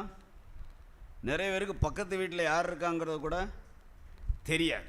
நான் ஒரு 20 வருஷத்துக்கு முன்னால் கால்வெல் காலனிக்கு ஒரு வீட்டுக்கு குடி வந்தேன். 20 வருஷத்துக்கு முன்னால் அந்த வீட்டுக்கு வந்து 3 வருஷம் கழித்து ஒரு நாள் வாசலில் நின்றுக்கிட்டு இருந்தேன். வாசலில் நின்றுக்கிட்டு இருக்கும்போது 2 பேர் பைக்கில் வந்தாங்க. பைக்கில் வந்தவங்க என்னை பார்த்த உடனே நிப்பாட்டிட்டு, சார் இந்த சண்முகராஜன் அவர் வீடு எங்கே இருக்குன்னு தெரியுமான்னு கேட்டாங்க. நான் யோசித்தேன், சண்முகராஜன் அப்படி யாரும் இங்கே இருக்க மாதிரி தெரியலையே. நான் இருக்கிறது கால்வெல் காலனி 1வது தெரு, இங்கே யாரும் அப்படி இருக்க மாதிரி தெரியலையே. ஒரு அங்கே தள்ளி போய் கேட்டு பாருங்கள், இல்லை அடுத்த தெருவில் கேட்டு பாருங்கள், இங்கே யாரும் சண்முகராஜன்னு இருக்க மாதிரி எனக்கு தெரியலைன்னு நான் சொல்லிகிட்டு இருக்கும்போதே எங்கள் வீட்டு எதிர்த்த வீட்டிலேருந்து அந்த வீட்டில் உள்ள தம்பி அங்கேருந்து வாரான். நாங்கள் பேசிக்கிட்டு கேட்டுட்டு அங்கேருந்து வாரான். வந்த தம்பி சொன்னான், ஏன் சண்முகராஜன் தெரியாதா? உங்கள் வீட்டுக்கு அடுத்த வீட்டுக்காரர் தான். சண்முகராஜன் எங்கே இருக்காரு? எங்கள் வீட்டுக்கு எனக்கு தெரியாது. இப்படி யாருமே இங்கே இல்லையே. நான் சொல்கிறேன், அடுத்த வீட்டுக்காரனை கூட நான் என்ன செய்யலை, எங்கே அவருக்கு இயேசுவை சொல்ல விசாரிக்கணும்ல. அடுத்த வீட்டில் ஒருத்தர் இருக்கார், அவர் சண்முகராஜன், அவர் ஆண்டவர் அறியாதவர், அவருக்கு இத்தனை பிள்ளை இருக்குது, அவருக்காக பாரத்தோடு என் ஜபத்தில் நான் வைக்கணும். ஆனால் எனக்கு தெரியலை, அதை பற்றி நான் தெரிஞ்சுக்கிட அக்கறை இல்லை. இன்றைக்கி அப்படி தான் நிறைய பேர் இருக்கும். தேவையோடு இருக்கிறவங்க ஏராளமான பேர் இருக்காங்க, தேவையோடு இருக்கிறவங்க நிறைய பேர் இருக்காங்க. அது ஆவிக்குரிய வாழ்க்கையில் நிறைய கட்டப்பட்டவர்கள் நிறைய பேர் இருக்காங்க. பிசாசு நிறைய பேரை கட்டி வச்சிருக்கிறான். விடுதலைக்காக ஏங்கி கொண்டிருக்கிறவர்கள் யாராவது என்னை இந்த நிலையிலிருந்து காப்பாற்ற மாட்டாங்களா, எனக்கு விடுதலையை கொடுத்து விட மாட்டாங்களான்னு ஏங்கி கொண்டிருக்கிறவர்கள் ஏராளமானவர்கள் இருக்கிறார்கள். அது குறித்து உங்கள் தரிசனம் என்ன? ஐயா, அந்த வாசலுக்கு முன்னால் நின்னவங்க எல்லாம் சாதாரணமானவர்களாக இருந்தாங்க. தாங்க விடுதலை பெற்றுக்கொள்ள வேண்டும் தான் இருந்தாங்க. 4 பேர் தரிசனம் பெற்றவர்கள். 4 பேர் தரிசனம் பெற்றவர்கள். கிராமத்தின் நிலையை தெரிஞ்சு வச்சுருந்தாங்க. நம்ம கிராமத்தில் யாருக்கு என்ன தேவை, யாருக்கு விடுதலை தேவை, யாரை ஏசப்பாட்டை கொண்டு வரணும். எல்லாரும் அவங்களா ஏசப்பாட்டை போயிடலாம். கப்பர்நகூமில் வீட்டில் இருக்காருன்னா எல்லாரும் நடந்து வந்துட்டாங்க, திரள் கூட்டம். ஆனால் ஒருவன் முடக்கப்பட்டிருக்கிறான். யாராவது அவனை ஆண்டவர்கிட்ட கொண்டு வராமல் அவனால் கர்த்தரிடத்தில் என்ன செய்ய முடியாது, வர முடியாது. அவங்களை குறித்து தரிசனம். எல்லாருக்கும் தெரியும் திமிர்வாதக்காரன் இருக்கான்னு சொல்லி, ஆனால் செயல்பட யாரும் முன் வரவில்லை. தரிசனத்தோடு ஒரு 4 பேர் இருக்காங்க. என் கிராமத்தின் நிலை என்ன? என் கிராமத்தில் கட்டப்பட்டிருக்கிறவன் எத்தனை பேர் இருக்கிறான்? முடக்கப்பட்டவன் எத்தனை பேர் இருக்கிறான்? இன்னைக்கு இயேசு வந்திருக்கிறான். இன்னைக்கு அவனை எப்படியாவது ஏசப்பாட்ட கொண்டு போயிடணும். அதற்கு நாங்கள் உழைக்கணும். அதுக்கு எத்தனை பேர் தேவை? 4 பேர் தேவை. நல்லா கவனிங்க. வேதம் சொல்லுது, எங்கே 2, அப்ப என்ன அர்த்தம்? ஒரு மனம் வேணும், ஒரு யூனிட்டி. கண்டிப்பா ஒரு மனம் வேணும். ஆண்டவருடைய காரியத்தில் ஒரு மனம் வேணும். இணைந்து செயல்பட வேண்டும். நம்மகிட்ட எங்க இல்லை ஒரு மனம்? சொல்லுங்க, சத்தமா சொல்லு. கரெக்டாக சொல்லிட்டாங்க. என்ன எங்க இல்லை? வீட்டில் என்ன எல்லாரும் ஒரு மாதிரி பார்க்குறீங்க? வீட்டில் ஒரு மனம் இருக்கா இல்லையா? எல்லார் வீட்லையும் எல்லாம் நாங்கள் ஒரு மனமாக தான் இருக்கோம், பிரச்சனையே கிடையாதுன்னு எத்தனை பேர் சொல்லலாம்? சின்ன சின்ன காரியத்துக்கு கூட நம்மகிட்ட என்ன இல்லை? ஒரு மனம் இல்லை. அப்போ எப்படி ஆண்டவர் அங்கே வாசம் செய்வார்? ஒருமனப்பட்டு கூடியிருந்தா அவர் அங்கே தான் இருப்பார். சரி, இப்போ 4 பேர் தேவை. ஒருத்தனை இயேசுப்பாட்டை கொண்டு போகணும்னு சொன்னால் எளிதான காரியம் அல்ல. நம்ம நிறைய நேரங்களில் நம்முடைய ப்ரெஸ்டீஜை பார்ப்போம், நம்முடைய கௌரவத்தை பார்ப்போம், நம்முடைய அநேக காரியங்களை பார்ப்போம். நாம் இதை செய்யலாமா, நாம் இப்படி செய்யலாமா, நாம் இங்கே போய் நின்று சுவிசேஷத்தை சொல்லலாமா, நாம் இந்த இடத்துல போய் ட்ராக்ஸ் கொடுக்கலாமா? நான் ஏற்கனவே உங்கள்கிட்ட சொல்லியிருப்பேன் நினைக்கிறேன். பல ஆண்டுகளுக்கு முன்பதாக ஒரு நாள் 4ஆம் கேட்டை நான் கிராஸ் பண்ணும்போது அங்கேருந்து பைக்கில் வந்துகிட்டு இருந்தேன். கேட்டை பூட்டிட்டான். நான் நின்றுட்டுருக்கேன். நான் கேட்டுக்கு முன்னால் முதல் ஆளாக நின்றுட்டுருக்கிறேன். நான் ஒரு ஊழியத்துக்கு போயிட்டு தான் வந்துகிட்ருக்கேன். அப்போ திடீர்னு நாங்கள் ஒயிட் அண்ட் ஒயிட் போட்டு ஒரு தம்பி வந்தாப்புல, கையில் பைபிள் வச்சுருந்தான். அவன் அந்த சைடில் ஒரு சின்ன பாலம் மாதிரி திண்டு இருக்கும் 4ஆம் கேட் பக்கத்தில். அதில் ஏறி நின்னான். அதில் ஏறி நின்னவன், எல்லாரும் கொஞ்ச நேரம் கவனிங்க, நான் சொல்கிறத கவனிங்க அப்படின்னா, உடனே எல்லாரும் என்ன செய்தாங்க, என்னமோ சொல்ல போகிறான், என்னமோ விளம்பரம் போலுக்கு அப்படின்னு பார்த்துங்க. இயேசு உங்களை நேசிக்கிறார், இயேசு உங்களை தேடி வந்திருக்கிறார், உங்கள் பாவத்திலிருந்து விடுதலை கொடுக்க இயேசு கிறிஸ்து ஒருவரால் தான் முடியும். துக்கத்தோடு இருக்கீங்களோ, வேதனையோடு இருக்கீங்களோ, சமாதானம் இல்லாமல் இருக்கீங்களோ, கவலைப்பட்டு இருக்கீங்களோ, கவலைப்படாதீங்க, இயேசு இருக்கிறார், உங்கள் துக்கத்தை சந்தோஷமாய் மாற்றுவார்னு சொல்லி உங்கள் பாவத்திலிருந்து விடுதலை பெற இயேசுட்ட பாவத்தை அறிக்கையிடுங்க. அப்படியே ஒரு அந்த கேட்டு திறக்கிற ஒரு 5 நிமிஷத்துக்குள்ள நல்லா சுவிசேஷத்தை சொன்னால் டக்கு டக்கு டக்குன்னு இறங்கி போயிட்டே இருந்தான். நீ யாராவது இப்படி செய்வீங்களா? நான் யோசித்தேன், வெக்கப்பட்டு தலையை குனிஞ்சிட்டேன். நான் பெரிய ஊழியக்காரன்னு நினச்சிக்கிட்டு இருக்கேன். அந்த தம்பி ஒரு வாய்ப்பை ரயில்வே கேட் அடைச்சிருக்கு, எல்லோரும் நின்றுக்கிட்டு இருக்காங்க. என்ன மனநிலையில் நின்றுக்கிட்டு இருப்பாங்க? கேட் எப்போ திறக்கும் டர்ன்னு போயிடலாம்னு நினச்சிக்கிட்டு இருக்காங்க. ஆனால் அவ்வளோ பேர் கவனத்தையும் திருப்பி சுருக்கமாக அழகாக சுவிசேஷத்தை அறிவிச்சிட்டு போயிட்டாங்க. தரிசனம் தரிசனம் இருந்தால் அது உங்களை சும்மா இருக்க விடாது. உங்களை அது எழுப்பிக்கிட்டே இருக்கும், அந்த அனல் மூட்டிக்கிட்டே இருக்கும். தரிசனம் பெற்ற 4 பேர் இன்னைக்கு சபையில் அவங்க தான் தேவையா.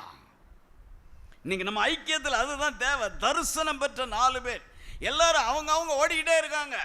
நீங்க வரும்போது உங்க பக்கத்து வீட்டில் உள்ளவங்க, அடுத்த வீட்டில் உள்ளவங்களை சபைக்கு கூட்டிட்டு வாங்களேன்.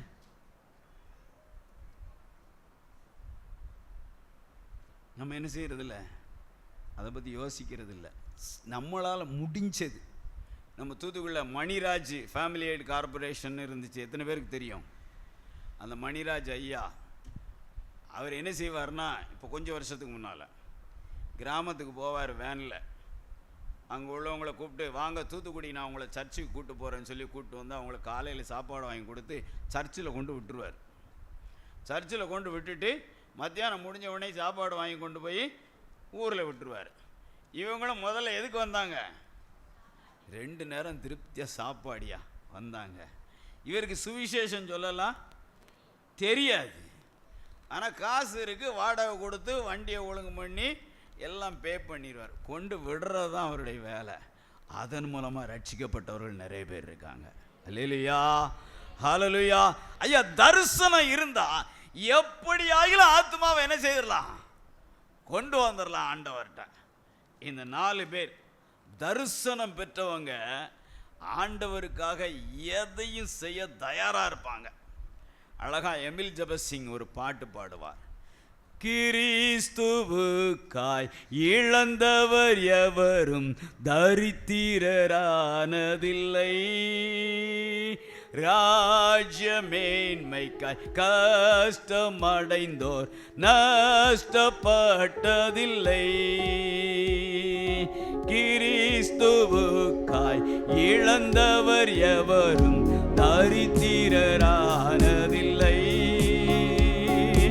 ராஜ்யமேன்மைக்காய் கஷ்டமடைந்தோர் நஷ்டப்பட்டதில்லை. உறக்கம் தெளிவோம், உற்சாகம் கொள்வோம், உலகத்தின் இறுதி வரை.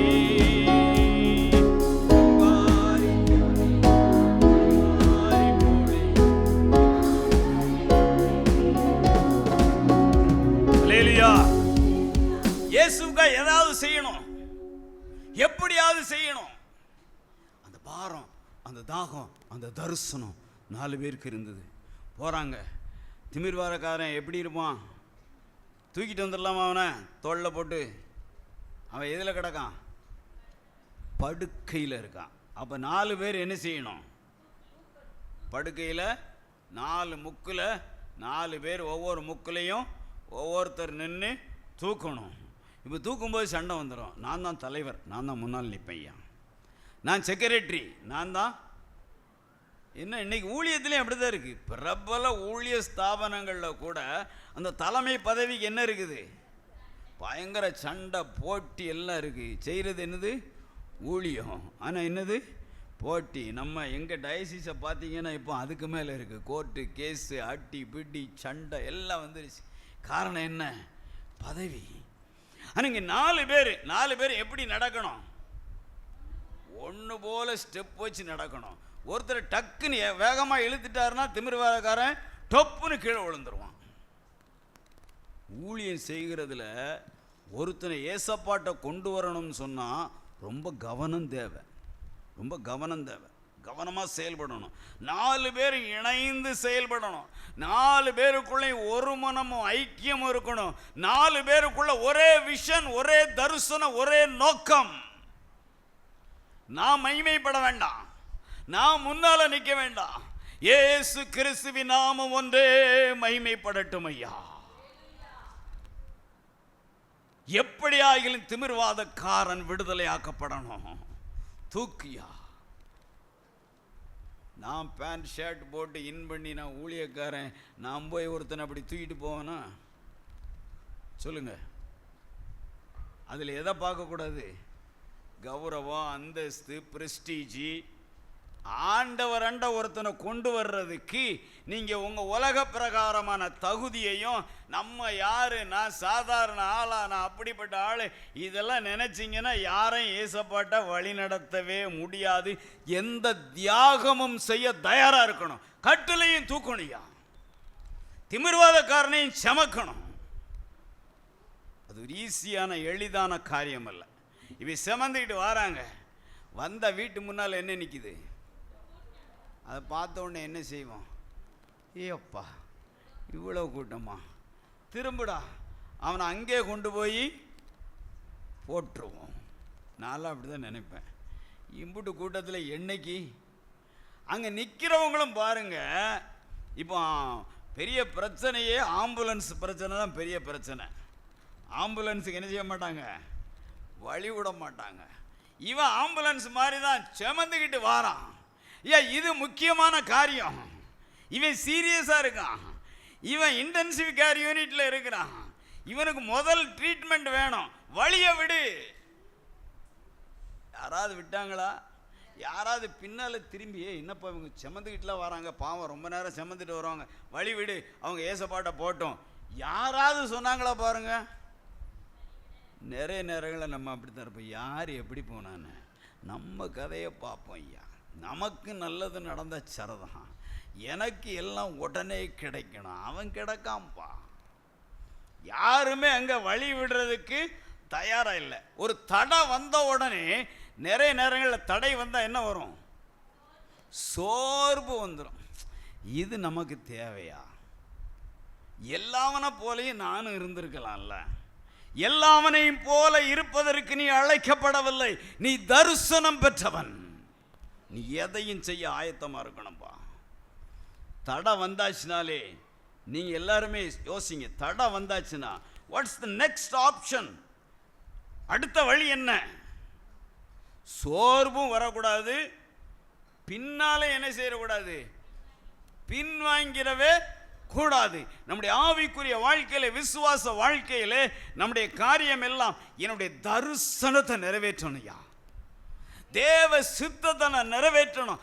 அதுதான் என் நோக்கமாக இருக்கணும். வேற எதுவுமே நோக்கமாக இருக்கக்கூடாது. தடை வருதா பரவாயில்ல, என்னுடைய தரிசனம் இவனை ஏசப்பாட்டை கொண்டு போகணும். இந்த திமிர்வாதக்காரனுக்கு விடுதலை வாங்கி தரணும். தடைகளை உடைப்பதற்கு என்ன செய்யலாம்? வேற ஆப்ஷன் என்ன? இவங்க வழிவிட மாட்டாங்கன்னு நல்லா தெரிஞ்சு போச்சு. அப்போ என்ன செய்யலாம்? ஒரே வழி என்னதான்? கூரையை பிரித்து, உங்கள் வீட்டில் யாராவது வந்து மேலே ஏறி 2 கூரையை பிடிச்சிக்கிட்டு இருந்தாங்கன்னா என்ன செய்வீங்க? போலீஸில் சொல்லி உள்ளே தள்ளிடுவேன். களவாங்க வந்தியா? எதுக்கு வந்த? ரிஸ்க்கு. ஊழியம் செய்கிறது வந்து ஒரு ரிஸ்கான ஒரு காரியம். தரிசனம் இருக்கணும், சிந்திக்கணும், பிளான் பண்ணணும், செயல்படுத்தணும். நம்ம அப்படி தரிசனத்தோடு இருந்தால் ஏசப்பாட்ட ஒருவனை வழி நடத்துகிற காரியங்களை கர்த்தர் திறந்த வாசலை கொடுத்துக்கிட்டே இருப்பார். தடை வந்தா இன்னொன்னு கொண்டு வழியை காட்டுவார். ஏன்னா நம்மளை அழைச்சது யாரு? அவர் இல்லை. ஆமென். என்னை குறித்து நீங்கள் என்னைக்கே யோசிச்சிருக்கீங்களா? அந்த 4 பேர் தரிசனம் பெற்றவங்க, அப்பா ஏசப்பா என்னை குறித்து என்ன சித்தம் வச்சிருக்கீங்க ஆண்டவரே, என்னை குறித்து என்ன சித்தம் வச்சிருக்கீங்க, என்ன திட்டம் வச்சிருக்கீங்க? நான் நினைப்பேன், இன்னைக்கு நினைச்சு வேதனைப்படுகிற காரியம் உண்டு. என் வாலிப நாட்களை வேஸ்ட் பண்ணிட்டேனே ஏசப்பா. அன்னைக்கு நல்லா ஓடலாம், அன்னைக்கு நல்லா உழைக்கலாம், எத்தனை கிராமங்களுக்குனாலும் போகலாம், அவ்வளோ நல்ல ஸ்ட்ரென்த் இருந்துச்சு, வாலிபனா இருந்தேன், ஆனா வேஸ்ட் பண்ணிட்டேனே. சமயம் வாய்த்தாலும் வாய்க்காவிட்டாலும் ஜாக்கிரதையா இருங்க. பாருங்க, ஒரே ஆப்ஷன், மேலே கூரை இருக்கு, கூரையை பிரிக்கணும்னா ஓடுனே வச்சுக்கிடுவோமே. 2 பேர் என்ன செய்திருப்பாங்க? கீழே நிற்கணும், 2 பேர் மேலே ஏறணும். அந்த ஓடை பிரித்து கொடுத்து இவங்க கீழே அடிக்க வைக்கணும். எதுக்கு நான் சொல்கிறேன்னா, ஒரு ஓடு கூட என்ன செய்யக்கூடாது, உடஞ்சிடக்கூடாது. ஏன் தெரியுமா? திரும்பியும் இவங்க ஓட்டை அடுக்கணும். ஐயா, திமிர்வாதக்காரனை உள்ளே இறக்கி சுகம் கொடுத்துட்டு அவனை அனுப்பிடுறத முடிஞ்சு போகிறது இல்லை. திரும்ப அந்த ஓட்டை என்ன செய்யணும்? அடுக்கி வைக்கணும். ஐயா, ஒருவனுடைய இயேசுவண்டை வழி நடத்துகிறது என்கிறது லேசான காரியம் இல்லை, சவாலான காரியம், ஆனால் சந்தோஷமான காரியம். அல்லேலூயா. அவங்க பாருங்க, 2 பேர் அழகா, நாங்கள் 2 பேர் மேலே போகிறோம்ப்பா, நாங்கள் சீக்கிரம் ஏறிடுவோம், நாங்கள் போய் எடுத்து கொடுக்குறோம், நீங்கள் இதை அடுக்குங்க. அப்போது ஒருத்தன் ஏசப்பாட்டை வழி நடத்துகிறதற்கு, எந்த காரியத்தை செய்கிறதுக்கு தயாராக இருக்கணும், தயாராக இருக்கணும். ஒரு தம்பி என்கிட்ட வந்தான். அவன் சொன்னான், ஐயா நான் ஊழியம் செய்யணும்னு ரொம்ப ஆசைப்பட்டேன், ஊழியத்துக்காக ஒப்பு கொடுத்துருக்கிறேன், அதனால் மதுரையில் ஊழியம் செய்கிற ஒரு பிரபல ஊழியர்கிட்ட நான் போய், ஐயா எனக்கு ஊழியம் செய்ய ரொம்ப ஆசையாக இருக்குது, உங்கள் ஊழியம் எனக்கு ரொம்ப பிடிச்சிருக்கு, உங்கள் ஊழியத்தில் என்னை சேர்த்துக்கங்க அப்படின்னு சொல்லி கேட்டேன். அவரும் சரி தம்பி நீ ஊழியத்துக்கு வந்துடு, நாளையிலேருந்து வந்துடு, ட்ரெஸ் எல்லாம் எடுத்துகிட்டு வந்துடு. நான் வீட்டுக்கு வந்து எல்லா ட்ரெஸ்ஸையும் எடுத்துகிட்டு போயிட்டேன். போய் அங்கே போய் நின்று அவர்கிட்ட, ஐயா வந்துட்டேன் ஐயா, எங்கேயா ஊழியத்துக்கு போகணும் அப்படின்னு கேட்டேன். அவர் சொன்னார், முதல்ல அந்த ரூமெல்லாம் போய் பெருக்கு அப்படின்னாரு. இவன் என்ன நினச்சிட்டு போயிருக்கான், நம்ம போன உடனே நமக்கு மைக் கொடுத்து பிரசங்கம் பண்ண வைப்பார், நம்மளை ஒர்ஷிப் பண்ண வைப்பார், பாட்டு பாட. அவர் என்ன சொல்லியிருக்காரு, அந்த ரூமை பெருக்கு. வாரியில் அப்படியே போட்டுட்டு பஸ் ஏறி ஊருக்கு வந்துட்டான். அந்த ஊழியக்காரர் டெஸ்ட் பண்ணியிருக்காரு, ஊழியத்துக்கு வர்றவன் எதையும் செய்ய ஆயத்தமாக இருக்கிறானா. இல்லையா? ஐயா, எந்த பணியினாலும் அதை என்ன செய்யணும், செய்யணும், கருத்தா செய்யணும். அது யோசேப்பை மாதிரி போர்த்திபார் வீட்டில் வீட்டு வேலை செய்கிறதுக்கும் தயாராக இருக்கணும். ஏன்னா ஆத்மாவை கொண்டு வர்றது பிசாசுக்கு சுத்தமாக பிடிக்காது. ஏதாவது தடையை கொண்டு வருவான், குழப்பத்தை கொண்டு வருவான், பிரச்சனையை உண்டு பண்ணுவான். இவங்க 4 பேரும் ஒரே விஷனோட வராங்க. மேலே உள்ள ஓட்டெல்லாம் கலத்தியாச்சு, இப்போ உள்ள இறக்கணும். இறக்குறதுக்கு என்ன வேணும்? கயிறு வேணும். இதெல்லாம் வீட்டில் இருக்கும்போது யோசித்திருப்பாங்களா? கூட்டமாக இருந்துச்சு, மேலே ஓட்டை பிரித்து தான் உள்ளே இறக்கணும்னு யோசித்திருப்பாங்களா? ஒரு வழி விட்டுருவாங்க, நம்ம கொண்டு போயிடலாம்னு நினச்சிருக்கலாம். ஆனால் எல்லா ஆயத்தத்தோடு இருக்கணும். ஆமீன். அல்லேலூயா, அல்லேலூயா. எல்லா ஆயத்தத்தோடு இருக்கணும். ஒரு ஊழியக்காரன் சகல ஆயத்தத்தோடு இருக்கணும். அது முக்கியமான ஒரு ஆயத்தம் என்ன தெரியுமா? அழகாக ஒரு வசனம் சொல்லுது, எபேசியருக்கு எழுதின நிருபம், எபேசியருக்கு எழுதின நிருபம் 6ஆம் அதிகாரம் 15ஆம் வசனம் சொல்லுது பாருங்க. சமாதானத்தின் சுவிசேஷத்திற்குரிய ஆயத்தம் என்னும் பாதரட்சைகளை கால்களிலே தொடுத்தவர்களாயும். ஆண்டவர்கிட்ட கொண்டு போகணும்னா அந்த பாதரட்சை என்ன செய்யணும்? போட்டிருக்கணும். ஆயத்தம், எதற்கும் ஆயத்தம். ஆண்டவர் என்ன செய்வார் தெரியுமா? சீஷர்கள்ட்ட காலை கழுவி தொடச்சாரு. யாருக்காரெல்லாம்? ஒருத்தன் காட்டி கொடுக்க போகிறான், தெரியும். அவன்கிட்ட 4 செவிட்டில் அடித்து நீ என்னை காட்டி கொடுக்க போறியோல, உன் காலை நான் கழுவணுமான்னு சொன்னாரா? நீ கொஞ்ச நேரத்தில் மறுதளித்து அந்த மனுஷனை அறியேன்னு சொல்ல போகிற, உன் காலை நான் கழுவணும்னு சொன்னாரா? எதற்கும் ஆயத்தமாய் இருங்கள் என்று சொல்லி கற்றுக் கொடுத்திருக்கிறார் ஆண்டவர் நமக்கு. போகிறாங்க, கயிறை வச்சு நேர இறக்கிட்டாங்க.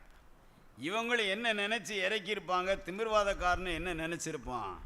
உள்ளே இறக்குன உடனே ஏசப்பா என்ன சொல்லுவார்?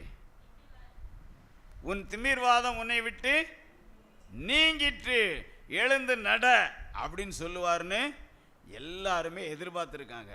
ஏன்னா அங்கே யார் இருக்கா? அங்கே யார் இருக்கா? 6ஆம் வசனம் யார் இருக்காங்க? அவனுக்கு அங்கே என்னையா வேலை? ஏசப்பா எங்கே வந்தாலும் இவன் கண்டிப்பாக இருப்பான். சீசர்கள் இருக்காங்களோ இல்லையோ, இவன் கண்டிப்பாக இருப்பான். எதுக்கு? என்னத்தையாவது குத்தம் சொல்லலாமா?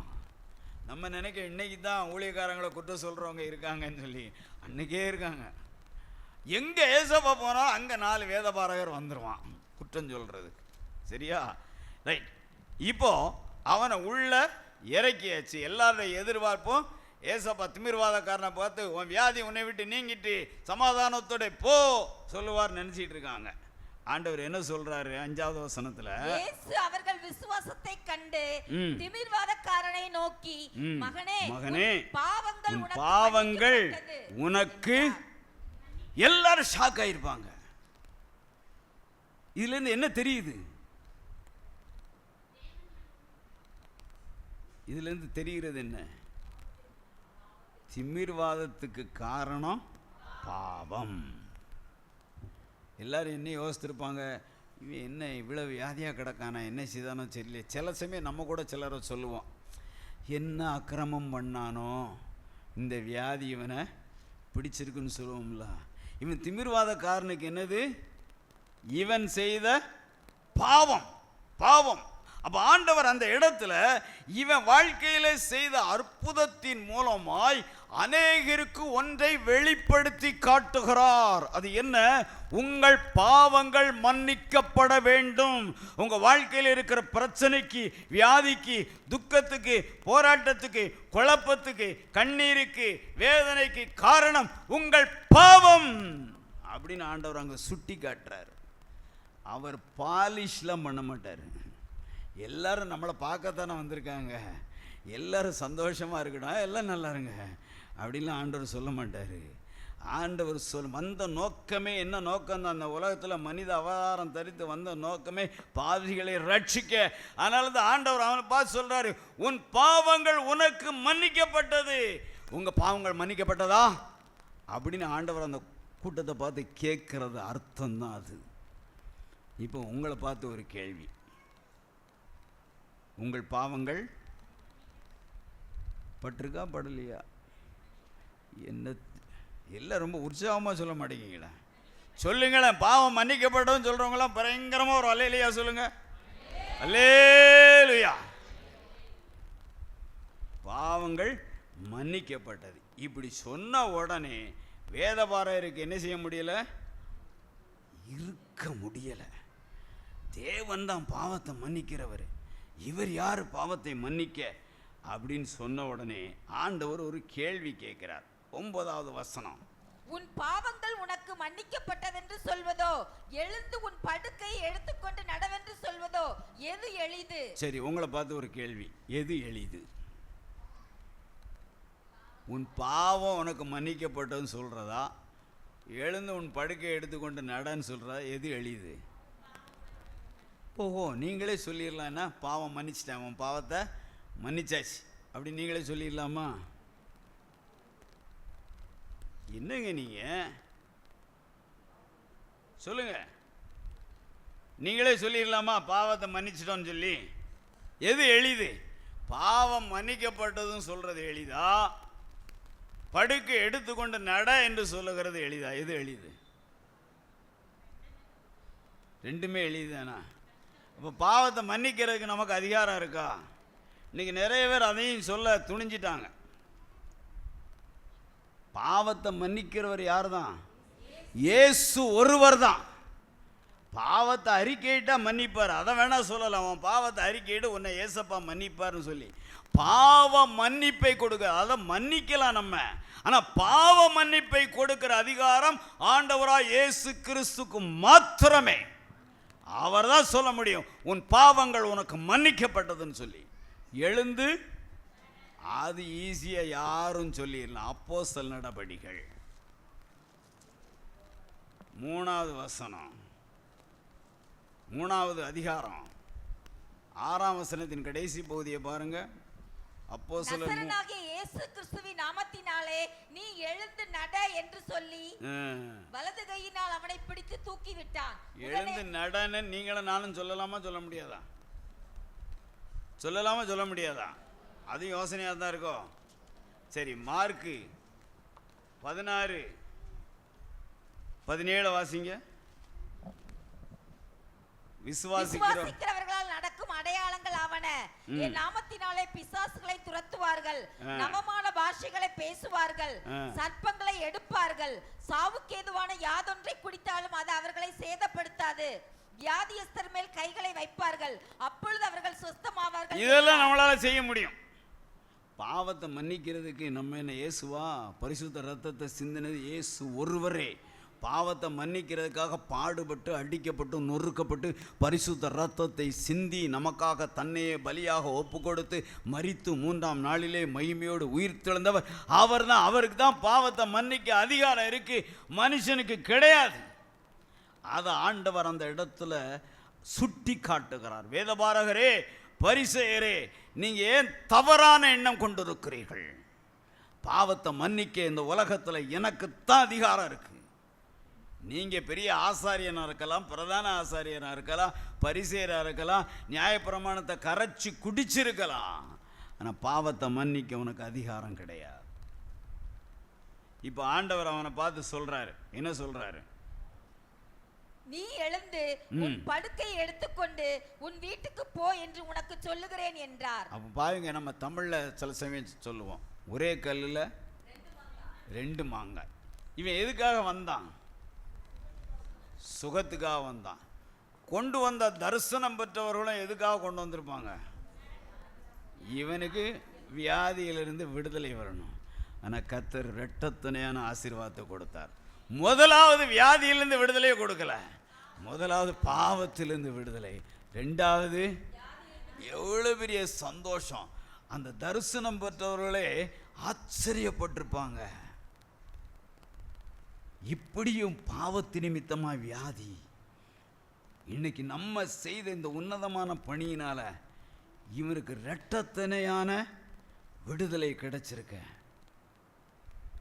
அதுக்கப்புறம் போய் ஏசப்பாட்ட நின்று, ஆண்டவரே, நாங்கள் தான் இவரை கொண்டு வந்தோம், ஆண்டவரே, நாங்கள் 4 பேரும் கஷ்டப்பட்டு இவரை கொண்டு வந்தோம், ஏதாவது சொன்னாங்களா?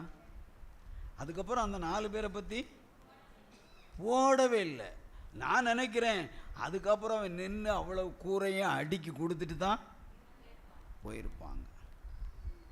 வரும்போது படுத்த படுக்கையாய் 4 பேரால் தூக்கி கொண்டு வரப்பட்ட திமிர்வாதக்காரன் போகும்போது எப்படி போயிருப்பான்?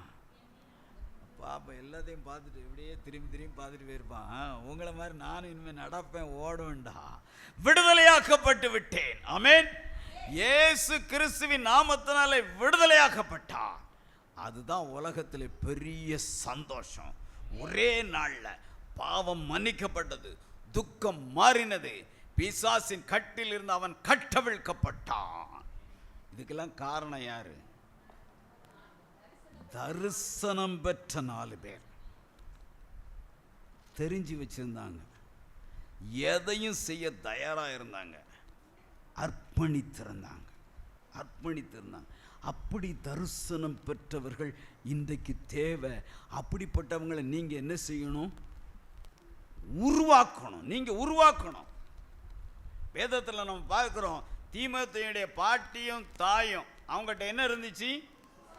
விசுவாசம் இருந்துச்சு. தீமோத்தேயிட்ட இருந்துச்சு, என்ன இருந்துச்சு? அதுக்கு காரணம் என்ன? பாட்டி தாத்தாட்ட இருந்த விசுவாசம் தீமோத்தேயுவை தரிசனம் பெற்றவனாய் மாற்றிவிட்டது. அல்லேலூயா. அவங்க அப்பா எவ்வளோ ஆழமான விசுவாசத்துக்குள்ளே இருந்திருப்பாங்க. அந்த விசுவாசம் உனக்குள் நிலைத்திருக்கிறதுன்னு பவுல் தீமோத்தேயு குறித்து சாட்சி சொல்லுகிறார். அதனால தீமோத்தேயு சாதாரண மனிதனாய் அல்ல, தரிசனம் பெற்றவனாய். உங்க பிள்ளைகள் தரிசனம் பெற்றவர்களாக இருக்கணும்னா விசுவாசத்தில் நீங்க நிலைத்திருந்து உங்க விசுவாசத்தை அவங்கள பார்த்தாலே அவங்களுக்கு தரிசனம் வந்துடும். ஆமென். நம்ம விசுவாசம் எப்படி இருக்கு? ஆண்டவர் எவ்வளவு விசுவாசத்தை எதிர்பார்க்கிறாரு? எவ்வளவு? அப்போ என்ன அர்த்தம்? ரவ அளவு கூட இல்லையா? விசுவாசத்தை குறித்து நம்ம ரொம்ப சாதாரணமாக நினைக்கவே கூடாது. இந்த வசனத்திலையும் இங்கே இந்த சம்பவத்திலையும் சொல்லப்பட்டிருக்கிறது, திமிர்வாதக்காரனுக்கு என்ன இல்லை, ஆனால் சுமந்து கொண்ட 4 பேரும் என்ன செய்கிறாங்க?